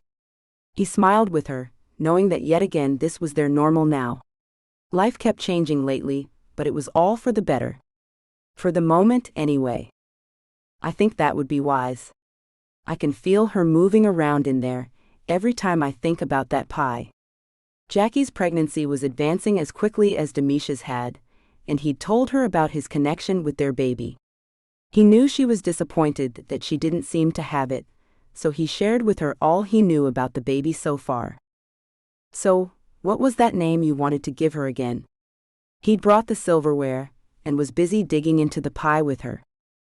Stella Amanda Alexander. Jacqui stopped eating long enough to say the name, then went right back to eating. Why Stella? He gave her a quizzical look. I just like it. Back to eating. He smiled as he watched her. She really loved eating now, but it wasn't making her gain weight, so he knew she needed it. I was thinking I'd like to name her Anastasia. He spoke tentatively, unsure of how she'd respond to his offer of a name. Men weren't supposed to think of girl names and such, were they? Oh, I do like that. How about Anastasia Stella Alexander? She looked at him, happily. He should have known she wouldn't laugh at him. That works for me. That really does. He realized they had a name for their daughter now, and suddenly she became even more real. She had a name, a presence, and would soon be here. He was stunned by the realization. His daughter was real. Stunning, isn't it? We're having a baby. Jacqui's intuitive interpretation of his thoughts had stopped shocking him, and had become normal to him now. It is. Wow. Anastasia. Just wow. They both stopped as a deep vibration started to make the whole house buzz. At least it seemed like it, until they realized it was Jacqui's new phone. Who could be calling them? She looked to Cade for an answer, but he knew who it was. Kane? He's the only one that has the number. Unless it's a wrong number. Or a telemarketer. He went and found the phone between the cushions of the couch. Obviously, this one wasn't as important as the phone she'd sent back to the house in Kansas. Hello? He put the phone on speaker as he connected, knowing Jacqui had followed him in. She was going to be a part of everything now. She knew the secrets, she'd know them all. Cade, they have Demisha. We need you. Kane sounded distraught and angry. On the verge of doing something very stupid, Cade could tell. I'll be there shortly, brother, send the helicopter. Cade looked over at Jacqui in dismay. She looked terrified, he knew she loved Demisha. We're on the way already, we should be there in an hour. Cade, don't delay please. I'll go in by myself if I have to. Kane's voice, so like Cade's, shook as he spoke. I understand the bond now, Kane, I do. I know it won't be long before you start to feel the separation. How far is she? Cade had explained to Jacqui that the further the distance, the longer the separation was, the quicker the damage was done to the spirit-bound partners. The same would happen to them if they were separated. She's far, Cade, very far. And getting further. It's not so bad now that I'm in the air. I think we must be getting closer. I think we're heading to Texas. I'll know when they stop moving. Kane's voice was strained and Cade knew it was pain. All right, where's Elspeth? Cade gestured to Jacqui to get ready. He wasn't leaving her on her own. Jadrian and Jacob are taking her to Montana. Kane coughed, a dry sound that made Cade frown. He didn't have long. Good. She'll be safe there with them. The Montana house was underground and impenetrable once the hatch was closed, even from other magicals. I know. I'm going to cut this off now. I'll see you in a bit. Be ready. Cade knew Kane would only allow the helicopter to land long enough to pick them up, before taking off again. He had to. He didn't have long before his body started to shut down. That's part of the reason it took his parents so long to wither and die. They weren't separated by a great distance. A few acres really, nothing more, but enough to cause the withering. Cade and Jacqui flew through the house, closing and locking everything. They were standing outside in the clearest spot for landing when the helicopter came down, hooded sweatshirts over t-shirts against the cooling night air. Mary was wrapped in a blanket, her little head bobbing around happily as she watched what was going on. She ducked into the blanket when the helicopter came down and shivered in Jacqui's arms. They ran for the doors as the machine came down, and Cade had barely closed the door when Kane signaled the pilot to go back up. "Where are we going?" Cade asked as he put on headphones so he could hear his brother. "Louisiana, down in the bayou around Houma. I'll know more once we get there." Cade's eyebrows rose for a moment. Back to Louisiana then. He'd had to fill his days with endless meetings while on his honeymoon, to distract himself from the beautiful wife he thought wouldn't accept his advances. If only he knew then what he knew now. Cade glanced over to see Jacqui in Ice Queen mode once more. Not because of him, but because he knew that she was preparing to do whatever it took to get Demisha back. The only sign of his loving wife was the way she stroked Mary to calm her as the helicopter flew through the air. How did they get her, Kane? Cade was trying to distract his brother, the brother that was going to chew his own fingers off if he kept gnawing at them like that. "They waited until we were in bed. They've been tormenting her for ages, and we thought it was the clan. They stand out there, calling to her with different animal sounds. She thought she was crazy for a long time. I guess they learned our patterns then." Kane sighed, staring out of the glass to his left. "No, that wasn't anything the clan was doing. I wish I'd known." Cade knew why Kane hadn't told him. He'd been a censored to his brother, and he knew it. He understood that now. "I'm sorry. You were doing what you thought was best for the clan, Cade. I know that." Kane sighed again. "Still, I should have been a little more understanding. We'll get her back, try not to worry." Cade patted his brother from his seat behind him. The rest of the flight was spent making plans that saw Jacqui right at Cade's side. He was not letting her out of his sight. He knew in movies they always told the woman to stay put, but he always thought that was stupid. Leaving her would do nothing but distract him as he worried over what he couldn't see. No, his wife would be right by his side. Jacqui stayed quiet, listening to the men plan, but knew she was involved. Cade watched her and saw a fierce resolution come over her. Yes, she'd be an asset. Smart, observant, and a quick thinker, Jacqui would not be a hindrance. They soon landed in a town just outside of Houma. A car was waiting for them. Jacqui handed Mary over to the man waiting with the keys, after Cade assured her the man would take her to safety. They piled into the car, and Cade followed Kane's directions. They headed down a dirt road and stopped as lights came into view. Stashing the car on the side of the road, they stalked up to the house quietly. Cade looked down at Jacqui's footwear and knew her choice of trainers was a good one. Things went all to hell the moment they got near a window and heard a nasty male voice, demanding answers from a whimpering Demisha. When Jacqui heard flesh smacking flesh, she went ballistic. Cade tried to stop her, but with a dropped jaw and round eyes, all he and Kane could do was watch as she strode up the front steps, kicked in the door, and started doing something with her hands. Men flew against walls, women screamed, and Cade and Kane finally moved, guns suddenly in their hands as they stalked in behind the witch that had just found her powers. "Where is she?" Cade saw Jacqui's eyes had a dark green glow to them as she held her hands aloft. Looking up, he saw a fat, scruffy man with a long dark beard in the air, a wet spot in the front of his pants. The man couldn't speak, and his face was turning red, but his eyes moved to a wall to his left.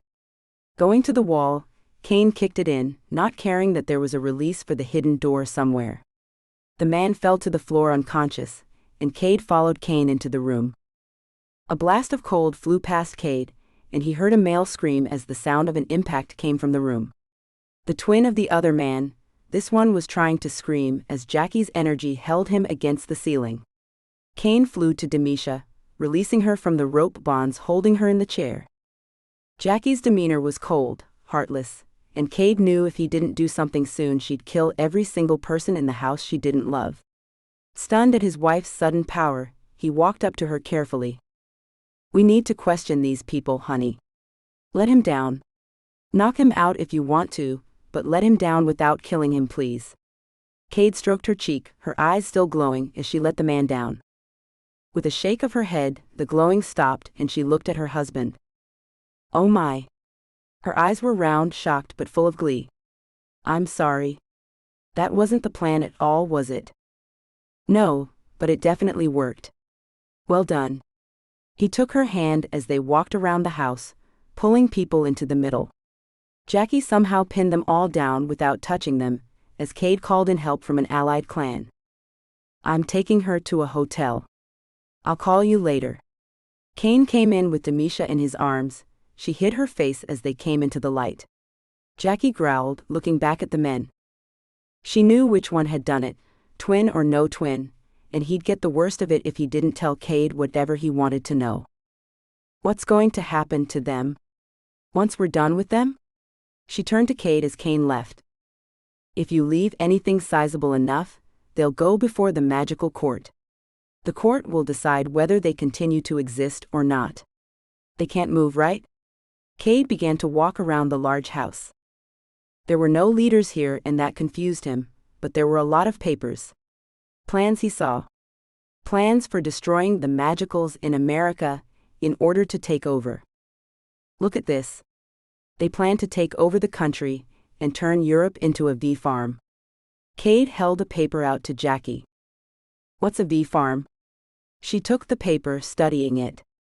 Some idea they've come up with. They plan to enslave the humans of America, make them work for the vampire blood. He said the words as if they'd make sense to Jacqui. Pardon? Humans can drink vampire blood without, becoming a vampire? She looked really confused. Oh yes, you only turn when it's done ritualistically.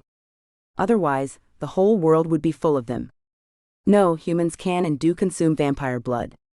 It's very addictive, and can make you magical for a short while if you can get past the euphoria it causes.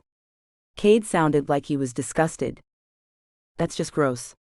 You. Just you. And they want to get their humans addicted to this, to enslave them? The ones they allow to live? Jacqui was eyeing the group of werewolves and shifters once more. Yes, the Mungans seem to have formed an alliance with the werewolves. This isn't good. And it's not over yet. Shit.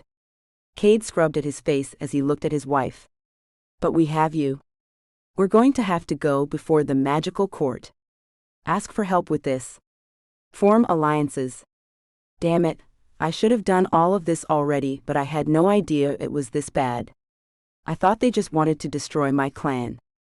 Why your clan? Jacqui looked as though she was deciding which one was going to get their nails pulled out first, as she spoke to her husband. Cade pulled her away from them, as members of the ally clan showed up.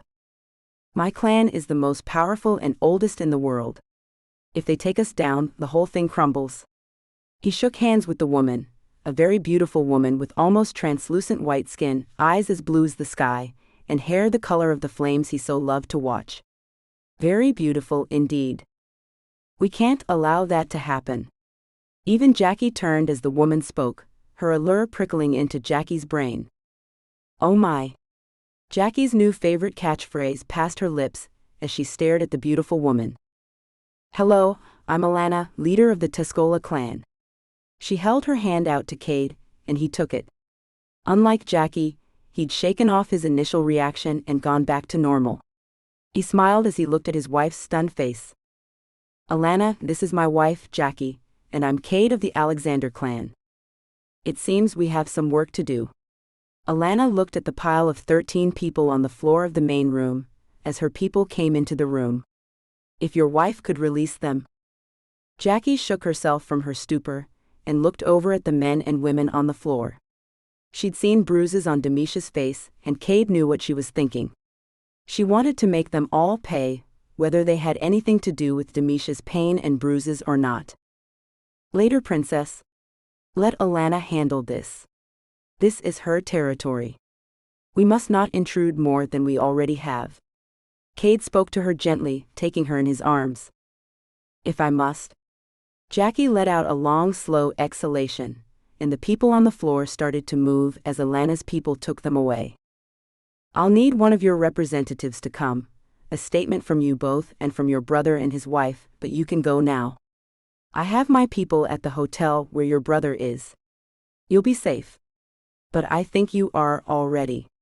Your wife is special, isn't she? Alana's blue eyes searched over Jacqui, a curiosity there that made Cade prickle a little. Jacqui was his. Yes, she is. There aren't many like her left. Cade spoke the truth. Witches were rare now, and Jacqui was very special. She was his wife, not just a witch. He took her under his arm and they left, heading to the hotel in Homa. Chapter 12. This is all very messy, isn't it? Jacqui asked as they settled into their bed later that night, Mary at their feet. It is, but we'll sort it tomorrow. At least Mary's letting us know when she needs to go out. For now, I just want to hold you. That was utterly astonishing, and I knew you would be safe with me, but damn Jacqui. You kicked ass. Cade was impressed now that a shower and some more food had helped it to all sink in. I'm pretty impressed with myself. Something just snapped in my head, and I knew what I needed to do. Evelyn warned me this could happen. I didn't really believe her, but wow. They snuggled together under the covers, and Jacqui's hands began to wander. I didn't plan on loving you.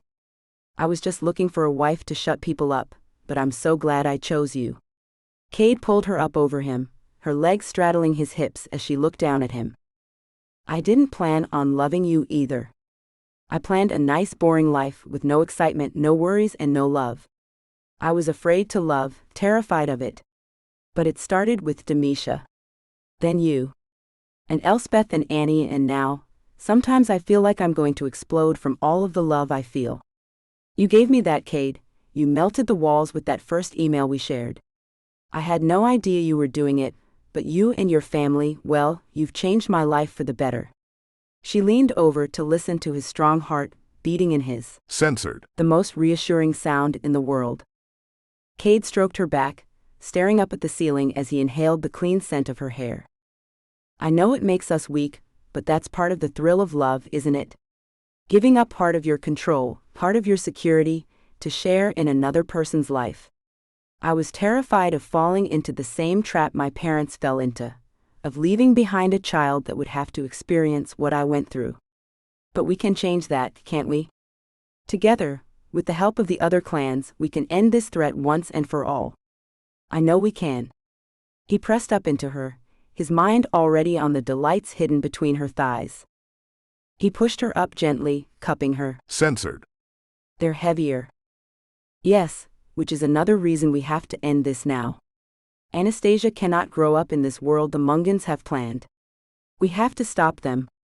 She pressed down into his hard length, moving gently to entice him with her wet heat. His fingers on her. Censored. Created an. Censored. Inside of her that she needed filled. We'll do it together, princess. That's the only way it can be done. Cade rolled her to her back, entering her expertly as he did so. They cried out together as they lost themselves to the passion that only the other could stir. This had not been the plan at all. Love was the last thing they'd wanted. But love had found them, and they would had to fight to maintain it. Life wasn't going to be the simple plan that Jacqui had in mind, or the chaotic but ordered plan Cade had wanted. But it was worth fighting for now, and fight they would, to their dying breaths if need be. The end. Deleted scenes. I slid between my wife and the alpha of the clan we'd allied with. Alana was beautiful, seductive, and effably tempting. I watched her as she stared into my wife's icy eyes, eyes that now seemed warm instead of cold. Jacqui was interested in Alana. I could see it in the way her. Censored. Darted out to wet her bottom lip, and the way her eyes would go wide when she caught the woman's scent. I didn't mind if my wife had a fascination with another woman. What man wouldn't get hard just considering it? No, I didn't mind it, but I wondered where I fit into it all. Alana was far too interested. I wasn't too blinded by my wife's beauty to recognize that. Shifters are forward by nature at times, especially when they want something, but in most cases we are reserved around non-shifters.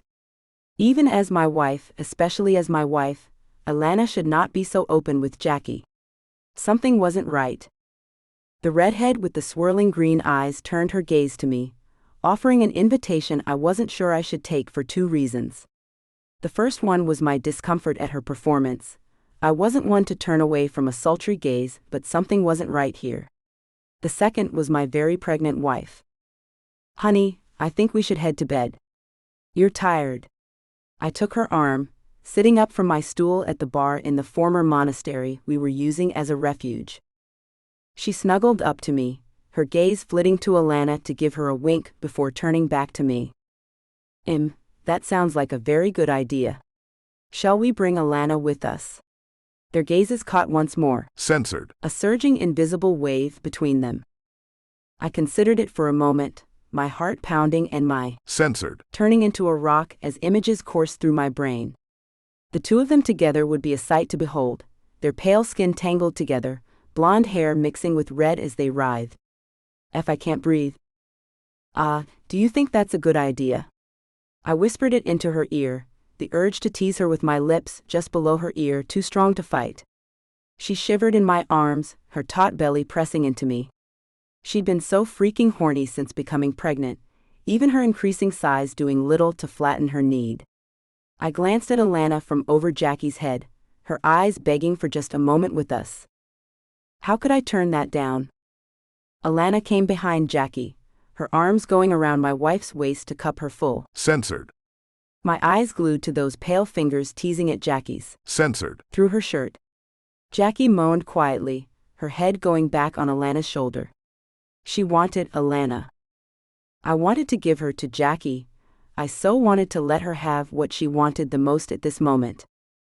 My will crumbled as Alana's fingers gripped more tightly at my wife's. Censored. Making her moan louder and her knees wobbled. I caught my wife staring into Alana's eyes. There was challenge there, a dare that I didn't want to turn down. I reached out, touching her silky cheek, my thumb tracing down her cheek to her full lips. I'd love to see those lips wrapped around Jacqui's clit, or her. Censored. Or my. Censored. "Please, baby. Just this one time." Jacqui's words came out on a shiver, her need making her plead. Jacqui's hand went between us, cupping my rigid length through the tight jeans I wore. The bar was dimly lit, and we were the only patrons in sight, so I didn't care about anyone watching. When Jacqui squeezed me gently, insistently, and purred against the pulse in my throat, my will disappeared. I took her lips with mine, my skin already heated and aching for her touch. I did love my wife after all, and her eager need for Censored. always inflamed me. Not bad for a woman that came to me as an untouched virgin. I grasped the top of her arms with both hands, holding her to me as our Censored. twined together slickly. Alana's hands pressed between us on Jacqui's, Censored. kneading gently at the tender globes. Oh, how could I say no to this Censored. entanglement that could spell disaster for us all? I pulled away from Jacqui's seeking, Censored. looking down into her eyes. The fire in her eyes shook me, and I knew I couldn't tell her no. Alana was up to something, I knew that, but Jacqui didn't care. She only wanted the woman with a passion that drove her insatiably. "All right?" I couldn't say anything more because Jacqui pulled my head down to hers once more, her lips fusing to mine with her relief. I felt Alana's hand, so different from my wife's touch, playing along our lips, and Jacqui pulled away, taking a finger into her moist heat. I watched entranced as the finger disappeared between my wife's lips, the image doing its job well. I grew impossibly hard. "Let's go." I took my wife's hand, my only thought on getting us all to our bedroom before we lost all sense. We were barely out of the bar before I saw my brother, Jacob, heading towards me, his face an unreadable mask. At the same time, a chirping noise came from Alana's direction and I saw her stiffen. She took out a phone and walked a short distance away. I watched her as Jacob approached us, still feeling a tingle of doubt in the back of my mind.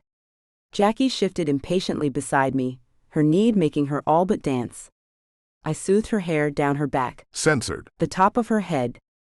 "It's all right, darling, you know I'll take care of you." Jacob reached us and I turned to face him. "What's up, brother?" "It's Jadrian." His face, so similar to my own, was now a map of anger. I knew this wasn't going to be good. "He's out." Hunting. I swore as Jacob finished, my hand digging through my hair in frustration. I didn't need this right now. Find him. Watch him. Jacob nodded in acknowledgement, his eyes looking straight into mine. Don't stop him, but keep him out of trouble. We have a very important meeting in a few hours. He can't miss it. Do you understand? I do, Cade. He'll be here, one way or another. Jacob didn't say anything more, he just turned and left, knowing I had little more to add. I turned around to my wife, her mule of distress catching my attention. Alana was stalking off down the other end of the hall, heading in the wrong direction. I guess one of her own people needed her. She'd been like a cat in heat, and now she left without an explanation. There was a lot going on right now, and I wasn't the only one with responsibilities. Next time, baby. The fact that Jadrian was out hunting vampire blood had dulled the edge of my censored. But my wife was miserable, she needed release, and right now that was the most important duty I had. Come on, let me take care of you. She grinned, and I felt relief that she didn't complain. I was enough for her. Yeah, a bit old-fashioned, but for a moment, I'd wondered if I'd be able to handle her, if I'd refused her plea. I knew now she just wanted the experience, that she would always come back to me and do it gladly. Make me purr, darling. She begged as we made our way into our bedroom, more a chamber than a room. A large bed filled the room, and someone already had the fire going. The rooms here were always cold, even in the heat of summer. I left the lights off, letting the fire guide us, and picked my wife up. Sitting down with her in my lap, I began to censored her as she undid the buttons of her blouse, baring herself to me. Her censored were full, tight, and ready for my touch. Tight, censored begged for hot lips, and I answered their plea. With a gasp, she pressed the hot flesh further into my mouth, her fingers grasping at my hair to hold me in place as my censored teased the puckered flesh. I felt her grind in my lap, her round ass pressing into my engorge. Censored. Oh, Jacqui, I won't last long if you keep that up. I gasped against her skin as she continued her lap dance, teasing me. I pushed the length of her long pale green skirt away from her thighs, seeking out her damp folds. Her heavy breathing told me she only needed a little bit of a push, and she'd explode in my arms, and I wanted to give her the release. I found her wet and ready for my entry, my fingers sliding into her easily, without touching the most important rigid button yet. My wife, slim and fragile when she wasn't pregnant, was now heavier and rounder with her pregnancy, but I held her easily as she began to grind faster, freaking my fingers without any aid from me at all. She was so freaking ready. I sucked at her. Censored. Harder, my censored. laving over the sensitive skin, as she began to quiver in my arms. Her walls, tight and hot, pulsed around my fingers, and I knew she was coming. She gasped as her body shook around me, making me censored to be inside of her, to spill myself in her heated confines, but I held back, letting her have this first orgasm unhindered to take the edge off. As she came down, her panting gasps of breath finally turning to even breathing, I fell back on the bed. She climbed over me, her skirt gone now, and started to pull my shirt open but left it on as she slid down my body, her fingers playing over my own. Censored. For a moment, before trailing down to where her censored traced circles just above the button of my jeans. You were very good tonight, Cade. Her breathless voice came to me, thrilling my ears just as her fingers undid the button, letting it pop free. I was so hard, so ready, that my censored pushed down the zipper, and her fingers wrapped around me. I shifted just enough to push my pants away, Jacqui helping to slide them off completely, but she didn't let go of my censored. I so wanted to bring Alana back here so I could watch her suck your censored. Cade. Her censored lashed out with each word, swirling, darting, tasting me. Her words painted a picture in my head, her censored filled in the rest. F Jacqui, baby, you're so good. I plunged a hand into her hair, holding her head for a moment as I effed her mouth, her lips sliding down my shaft before the head popped free, only to plunge back in.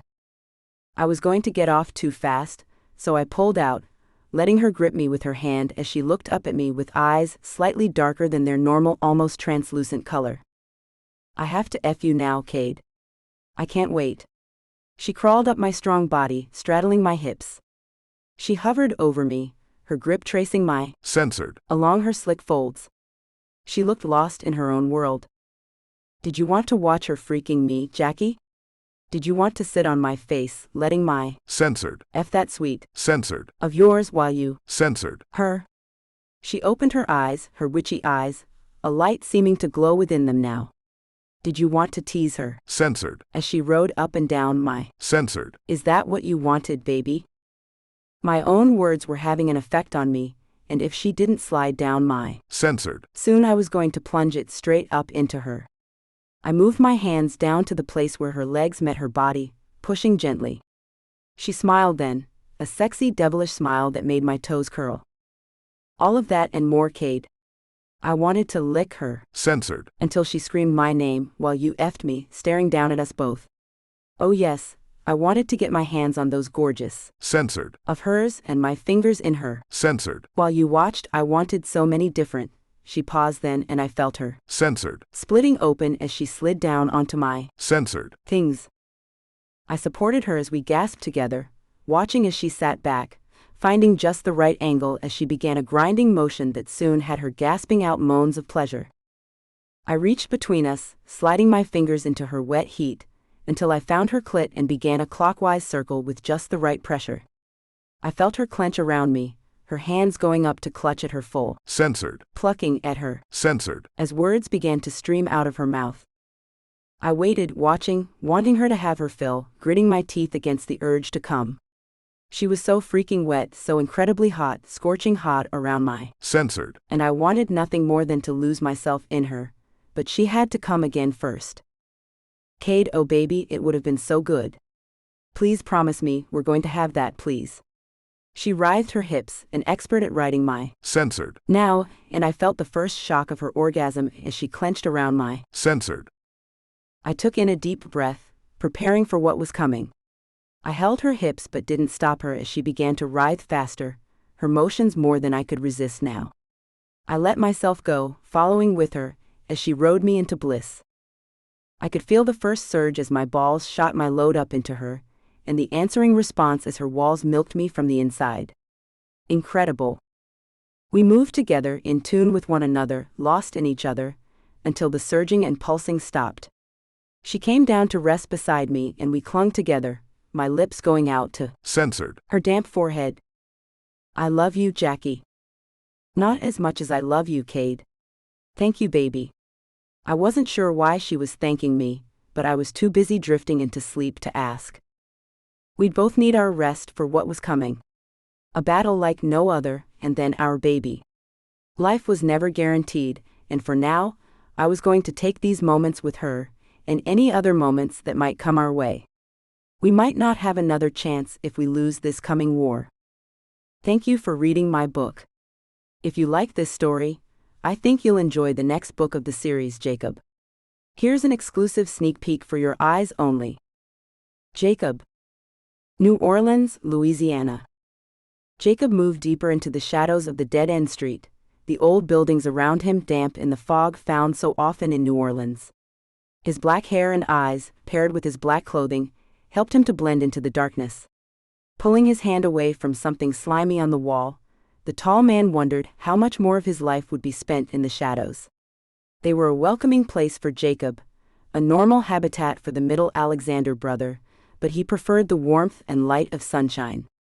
Always in the shadows, always playing the caretaker, Jacob now found himself once again doing as his older brother Cade bid him. Of late, Jadrian was at the center of Cade's bidding. As if it weren't bad enough that the entire clan and the shifter world were in danger, Jadrian was messing around with vampires, using their blood as a drug. The vampires had always known their blood could cause euphoria and intoxication to non-vampires, but had kept it secret until 5 years ago. As the non-magical world sought better and more exotic drugs to make their reality disappear, the vampires started to use their own blood for astronomical profits. The international magical community had criticized the vampires' attempts at ensnaring humans into yet another drug habit, and the vampires had finally agreed that only the most discreet and richest of humans would have the luxury of purchasing the drug, their very own blood. As though addicts are ever truly discreet, Jacob thought to himself as he softly stalked along the wall, finally spotting his quarry. He could have shifted into a tiny insect or a blackbird to make his endeavor stealthier, but Jacob preferred to stay in his human form. He didn't like the way his thoughts turned animalistic when he shifted, less human and less compassionate. At times animalism was needed. It would likely be needed in the future, but for now he preferred to keep his human form. Trying to resist the urge to pull away from the damp wall, the night air hot but still somehow cold, he listened to the conversation taking place in the box-shaped dead end, using the corner of the building as a blind. "You're needing more than usual, Jadrian. What's getting to you?" The vampire, typical black-haired and pale-skinned, asked his brother, his lacy cuffs swinging as the vampire swept back his black hair. Jacob rolled his eyes at the effeminate gesture. Geez, these vampires and their affectations, could they be bigger stereotypes? Jacob wondered if he dyed it. Could vampires dye their hair? He realized he needed to learn more about the group than what he'd learned through overheard conversations, films, and books over the years. In his early 30s, Jacob didn't have much time for reading anything that wasn't about business matters, but decided he'd have to look in the library of the sanctuary, an old monastery, when he got back there later. "It's been a tough time lately. Just give me what I came for and F off with the chit-chat, Aiden. I don't have time for it tonight." Jadrian was tall and Nordic-looking, with the physique to go along with it. He brushed Aiden's hand away from his own blonde hair. Jadrian was staring daggers at the vampire when Jacob peeked around the corner. Standing in the shadows, wondering if it was a slug he had just squished beneath his hand, Jacob cringed. Jadrian was usually calm, but when somebody pushed his hothead button, he could go nuclear. Jacob, always calm, a kinder and gentler version of his brothers, would have dealt with the situation differently, but he wasn't the one buying vampire blood. Jadrian was, and his rush to get back to the cloisters could prove deadly if he didn't calm his shit. Jadrian's eyes were as cold as his words as he flicked the vampire's hand away, their green depths so icy they were almost clear. Jacob knew, Censored. Off the vampires wasn't a good idea. He saw his brother's eyes go blank, and quietly shook his head in satisfaction. "There you go, brother. Calm, collected. Don't Censored. them off." Jacob's thoughts cut off once again as the vampire gave Jadrian a sultry smile, the light amber of his eyes almost painful looking. Jacob wondered if the light hurt the pale orbs, but decided it didn't matter when the vampire spoke again. "Jadrian, you know you can get this at a much cheaper price, you just need to?" The vampire waved a hand slowly in front of himself, using his eyes to give Jadrian a decidedly sultry look. Jacob had to assume Jadrian knew the rest of the request, because he didn't. The vampire could be asking for anything. Censored. Information, anything. The dark-haired brother, the adopted brother of the blonde god in the alley, leaned in closer, trying to catch the vampire's meaning. "I don't think so, Aiden. Just give me the VB, and let's get out of here. This damp is starting to annoy me." Jadrian stepped back, his hands going to the back of the tight skinny jeans he wore, sliding down into the pockets in a manner that screamed he didn't give a F what the vampire had on offer. He shifted on booted feet and held out his hand, the paleness of his skin not coming anywhere near to matching that of the vampire's. "Very well, Jadrian. But be careful. Too much of anything is not good for you." The vampire held a long-nailed slim finger in front of his own face and shook his head disapprovingly. With a nod of his head, the vampire indicated to the 4 gathered goons he'd brought with him that it was time to give Jadrian what he came for. Jadrian handed over a thick envelope and looked inside the velvet bag the vampire handed him. "There are only 3 vials here. I gave you enough for 5. Jadrian's features, relieved only seconds before, rearranged to an angry glare, staring down the phlebo. Jacob knew Jadrian would not use the term around the vampire, a shortened form of the term phlebotomist, used disparagingly for the vampire blood dealers. He could see Jadrian was stringing it along with other nasty words in his mind, though. This could get tense. The price went up. Demand is growing. Take it or leave it. Aiden shrugged nonchalantly, and Jadrian clenched his jaw, the hard line not taking away from the beauty of his features. The massive size of the human, or the strength within his mass, didn't frighten the vampire, and Jadrian knew it. Jacob could see Jadrian struggling to control his anger, but finally he did. Jacob sighed, knowing it was done now. He could leave and report back to Cade at the cloister in Bayou Rose, just outside of the city. His mind went to the coming confrontation, and his elder brother's anger, when he turned to walk out of the alley. A woman stood behind him, watching him curiously with her head censored. She was pale as Aiden, and quiet. Her dark hair just as gothic, but blue eyes lined in black eyeliner and heavy dark shadow. Rather than making her appear awkward and messy, the makeup highlighted how beautiful she was, and her beauty was captivating. Jacob instinctively knew she was a vampire, and therefore dangerous. He kept his mouth shut and prepared to shift. "What is it you hope to see, little spying blackbird?" Her voice was controlled, tight but somehow high. But pleasingly so, femininely so. She must be with the dealer, that Aiden guy, Jacob thought. His heart started to pound so loudly in his censored. He wondered if she could hear it. She was so very captivating. He was so enraptured by her that he couldn't speak, he could only stare. He didn't know if it was her disconcerting gaze, her beauty, or fear at being caught that made his heart race, but his instinct told him to shift. His instinct screamed at him to shift, to fly away quickly, but she was so lovely in her black leather pants and light blue bustier that he couldn't think. Her censored overfilled the top, more than even his own large hands could take in, and he stared for a moment before his gaze moved. Her pale shoulders were exposed to the damp night air, as she stood on 6-inch knee-length black leather boots. Her long black hair covered her back down to her waist, and long black feathers on delicate silver chains adorned her ears. Jacob decided she was a formidable picture of deadly innocence. She should look like some ridiculous caricature of a Hollywood blockbuster, but the look suited her. She wore it all well.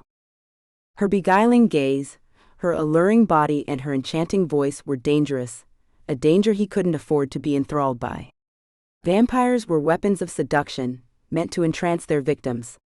Jacob knew this wasn't a weak woman. She was a vampire that could snap his neck in the blink of an eye, and if she was with the Flebos, then he was in grave danger. She glided up to stand close to him, her censored just barely touching his own. Censored. If he breathed hard enough to expand his Censored. he would actually touch the gorgeously pale globes. She was tall as well. He looked into her eyes and shivered. He couldn't look away. "You are a handsome fellow, Blackbird, but I thought you were someone else. All of you Alexanders look so alike. It is intriguing, wondering just how alike you are." The unnamed vampire brushed a finger down his face, the nail long and tapered. He felt drawn to her, Censored. coursing through him unlike anything he had ever felt before. He tried to make a reply, to tell her to leave him alone, but he could only stare because his Censored. was too heavy to move, hoping the reaching finger would touch his lips, quench his need to know what she would taste like. "You are intriguing enough on your own, Blackbird. Shall I take you home with me? Make you mine in your own gilded cage? Or maybe you should fly away before it's too late." She had somehow stepped even closer, her breathy words making him Censored. deep in his groin, in his heart, in his mind. He wanted to reach for her, he wanted to run away.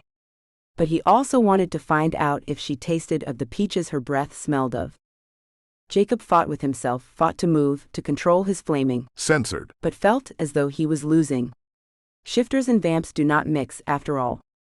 She continued to stare at him, her eyes imploring, drawing him in, and he knew he could drown in those eyes if he allowed himself. "Wake up, move, damn it." Jacob screamed the words in his mind but couldn't move, and he couldn't speak. He was frozen in place and panicking. She wasn't the best company he could keep, and her magnetic stare proved that more than anything. In fact, he was in a whole lot of danger. Realizing he was being hypnotized by the vampire, her staring gaze her best weapon, Jacob finally shifted. For a fraction of a second, he feared he would not be able to shift, but he felt the whoosh as his body changed and he flew away. Up, swiftly up, Jacob flew in the blink of an eye. There was no long, scream-filled bout of adjustment, as his bones and muscles twisted into his new shape. Jacob simply made a decision, and he was what he wanted, a flying shadow in the darkness. Although his shadow cast a much larger, much darker shape than he had intended. Rather than shifting into the blackbird she had accused him of being, as he had intended in a sarcastic "F-you" to the vampire, he had shifted into the shape he was most at home in. The black and red speckled shape of the dragon he knew only he could become. Beginning to lose his own human thoughts to the dragon form, Jacob flew in the direction of home and his brother. Cade was safety, Cade was power, Cade would keep the vampire at bay, even in the heart of the American magical court. He needed to get back to Cade. Read Jacob now. About the author. Selina Coffey is a romance writer who lives happily in London with her husband and son. She is a hopeless romantic who grew up always believing in love, and she is not ashamed to admit this. It is this belief that makes her so passionate about writing crazy love stories. A stereotypical girly girl, she loves shopping. So whenever she gets a chance and the spare cash, you will probably find her browsing online for the next pair of shoes to add to her collection. You can find her online at www.selinacoffey.com. Contact her at hello@selinacoffey.com. Closing credits. This has been Cade. Written by Selina Coffey. Auto-narrated using Google technology. Copyright 2024 by Lovie Books Limited. Production copyright 2024 by Lovie Books Limited.